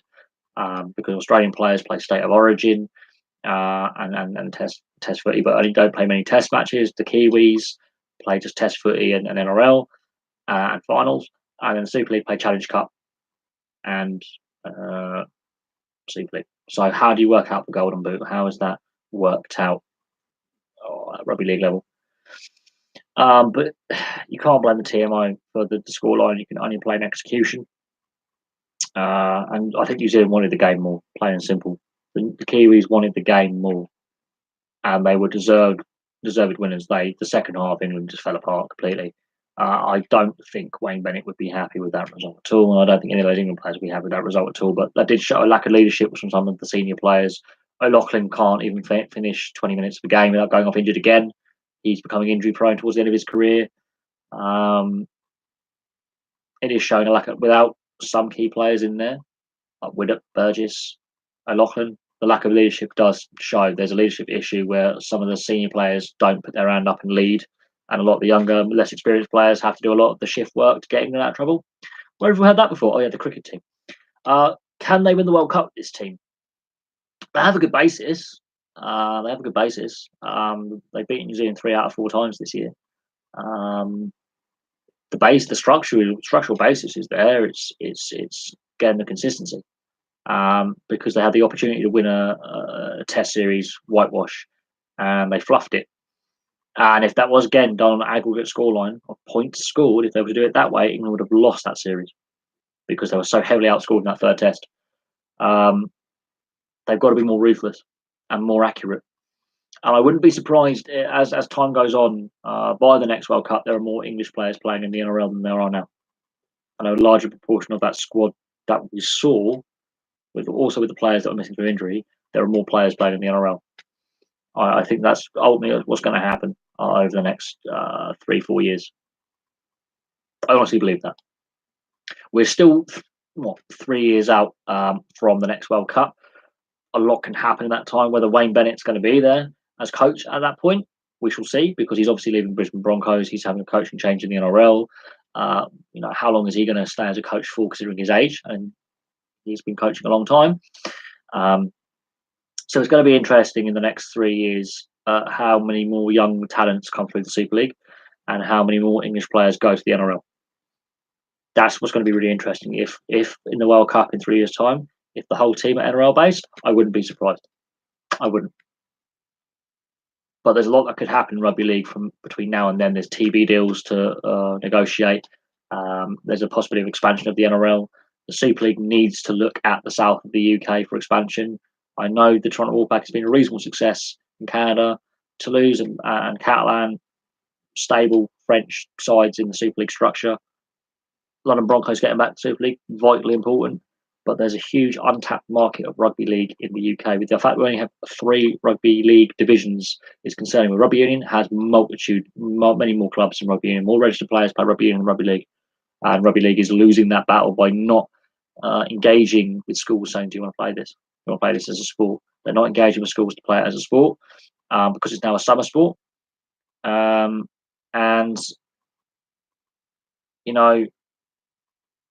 limited playing base because of the locations that they seem to be religiously stuck to, because they're stuck in the 1950s is rugby league, and limited fan base as well. So there's a limited amount of new talent you can look from. The Super League needs to step up its game. They just need to expand the south of the UK. There's just not enough registered players playing rugby league in this country. Even in Australia, each individual state and territory has its own rugby league organisation. There's Western Australia, South Australia, Northern Territory, Canberra, Capital Territory, Victoria, New South Wales, Queensland, Tasmania. They all have rugby league structures of their local rugby league at state level that then feed into the Entrust Super Cup, which is second grade, like reserve grade, and then eventually onto the NRL proper. So there's a greater depth of playing depth in Australia. Smaller population nationally, more playing depth. Rugby league in Europe, 3 professional leagues, that's it. 3 tiers. Super League, Championship, League One, that's it. There's nothing below that. That's a problem. There's not enough clubs playing. And that's why rugby union is more successful as of the 2 codes in the UK. There's more clubs, there's more tiers, there's more leagues, there's more regional leagues, there's more amateur level, there's more semi-pro level, and then there's greater playing depth because more people play the game on a weekly basis. So that's where Super League needs to have a look at expanding the game in the south of England and expanding the game outside of the traditional markets in England. So looking at the southwest, looking at the southeast, looking at the Midlands, looking at the northeast, and going, okay, we could take the game here, but they don't want to. So that's Super League's loss, NRL's game, and then Leeds as a team, they're not the team they were. So yeah, there's a lot going on. There's a lot for rugby league to look at. The fact they're not willing to take the risk says a lot about the old boys club that is the rugby league, England Rugby League. They don't want to accept change. They don't want to embrace change. They want to stay pretty rooted where they are. The only reason why the Toronto Wolfpack exists is because a Canadian billionaire went, "I want a team here," and rugby league was short of cash after the World Cup. And we're like, "Yeah, we're running a deficit. We're really short of cash. We'll take your £45 million." That's why Toronto has a team. No, it wasn't Super League's leading the way there. It was the owner of the Toronto Wolfpack wanting to put a team there. Wasn't Super League leading the way there. So I have concerns about rugby league in this country, and I'm a rugby league fan, and I'm from the south of England. That shouldn't happen. If you know what I mean. Rugby league fans shouldn't be in the south of England, according to rugby league headquarters. We shouldn't exist. It's a Northerners game. Is it? I've played it. We have two professional teams in the south of England, in London, the Scholars and the Broncos. So it's a Northerners game, is it? That is the most stupidly blinkered outlook that rugby league has, and it needs to lose it, and it needs to look at the south of England, because rugby league risks getting left behind in the talent pool, the playing pool of players that are eligible for selection for registered players, and fans. There's only a limited fan base you can have in the north of England. There's a limited fan base. So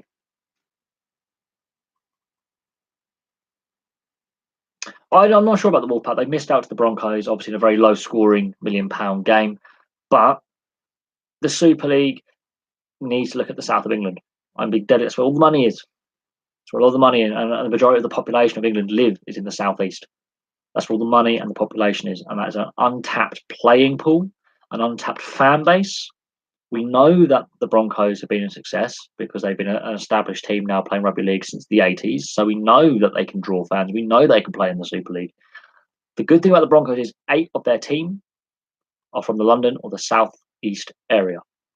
So to say us Southerners don't give a fuck about rugby league is bollocks, and that we wouldn't support is a load of crap, because we do.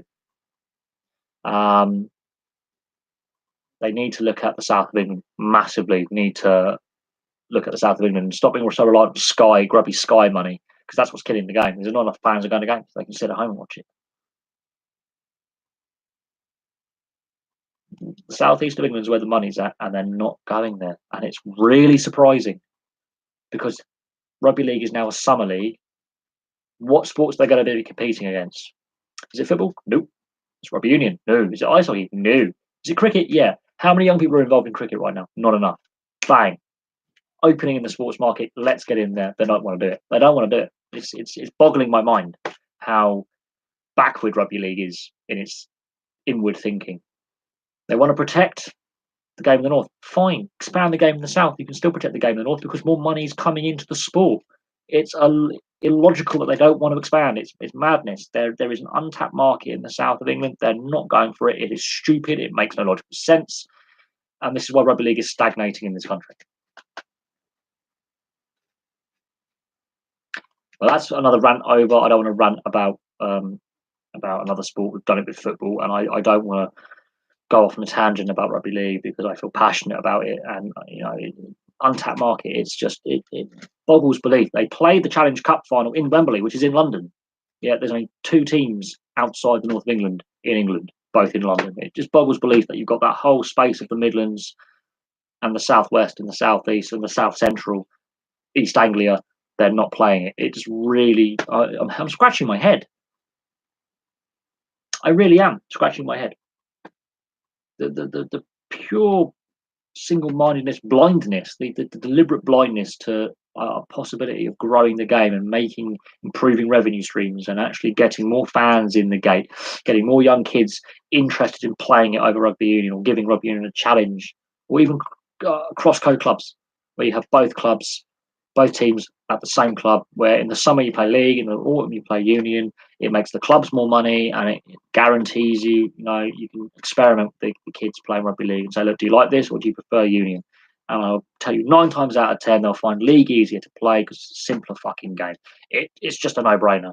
I cannot believe the rugby league headquarters in Huddersfield are so backward in their thinking and so 1950s us versus them Northerners versus them Southerners kind of thing. It's stupid. They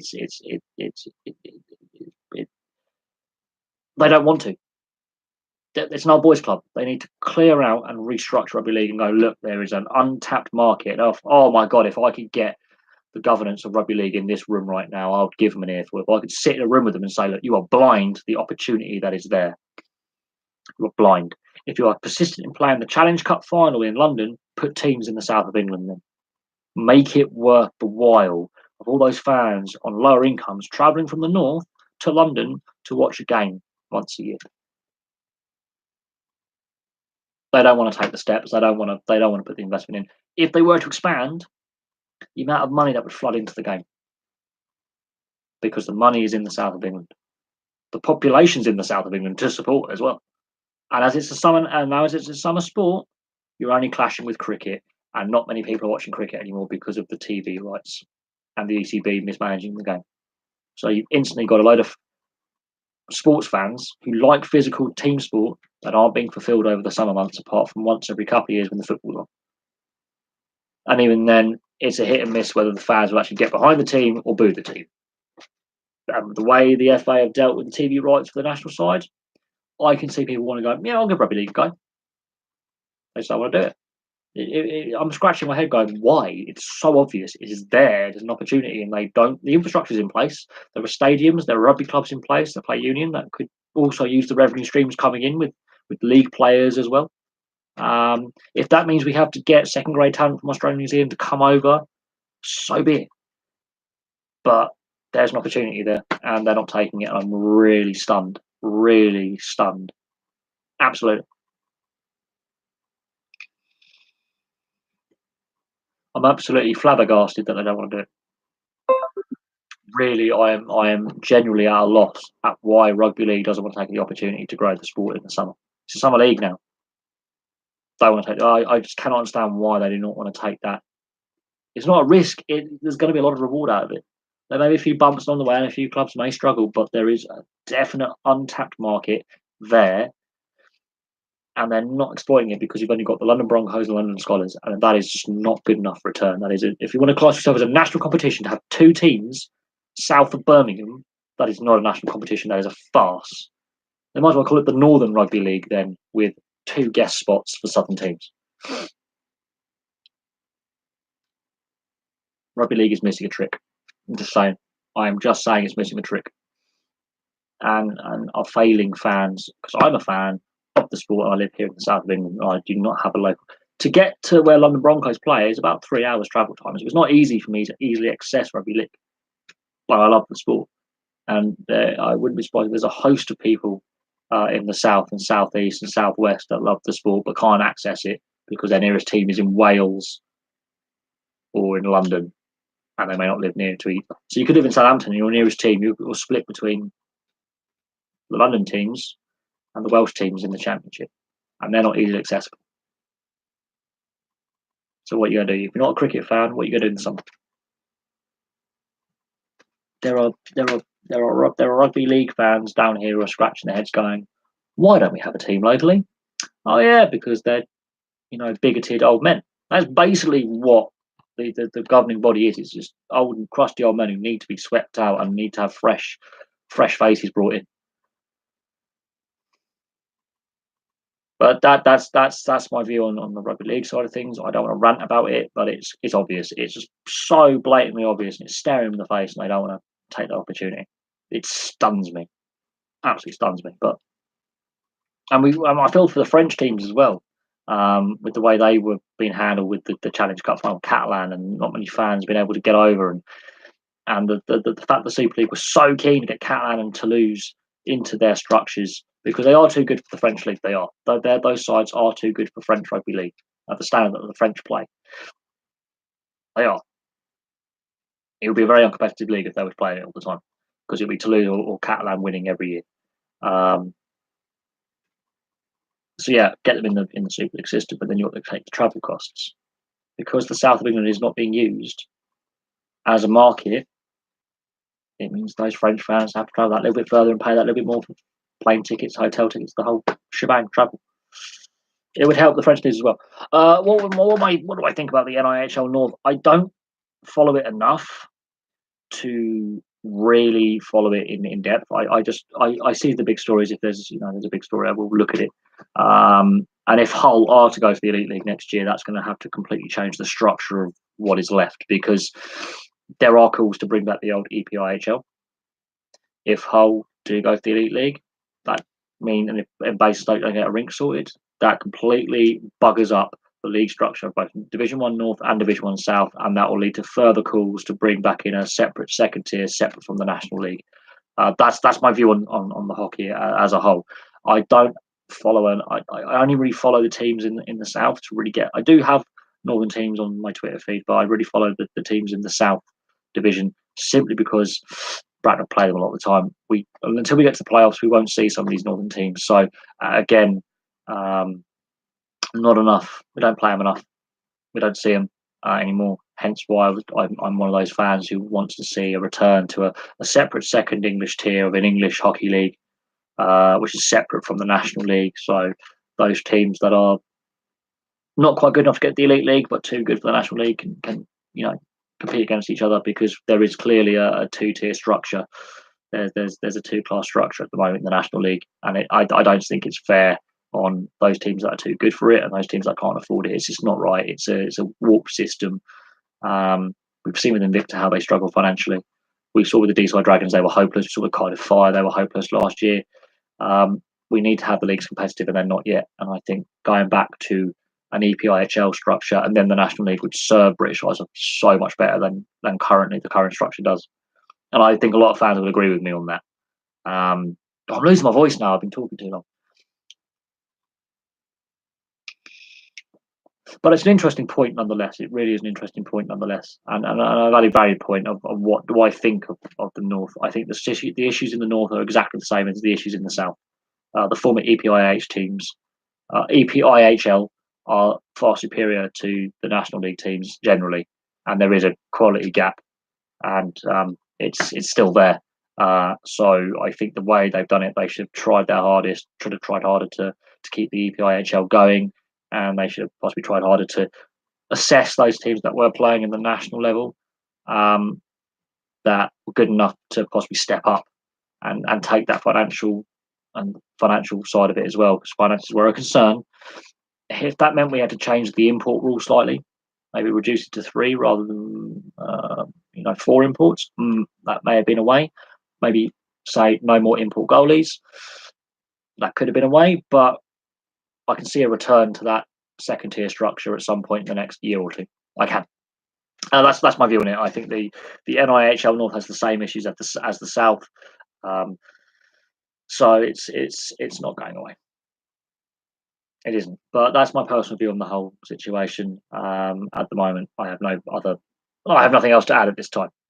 We have to see what happens if Hull get accepted to the Elite League, and that changes the whole situation with the NIHL as a whole. But until that day comes, we have to basically see what happens with Invicta and Basingstoke first, and then we'll see what goes on from there. That's my basic view on the whole NIHL in a nutshell. Right, any more questions? Because I'm going to wrap it up now. I've been online for nearly 3 hours. I have ranted for most of it. I've got a bit shouty. So if you missed the beginning of the live stream, I honestly suggest you check out the first half. It's quite funny. I would say it's quite funny. And if you like watching people have rants on the internet, I suggest you watch this live stream in full. I really do. But for now, I'm going to head off. I really appreciate it. I'm going to get a bite to eat. I've got to sort out what I'm doing this evening. And I'm hoping it's not pissing with rain outside, because I got kind of cold on my way home last night. It was bloody freezing. So yeah, I'm going to call that a night for now. Thank you very much for watching, guys. Really appreciate all your questions. Some really interesting topics we've discussed, and I've sort of ranted a bit on a few of them. But I appreciate it, and I hope to see some of you guys soon.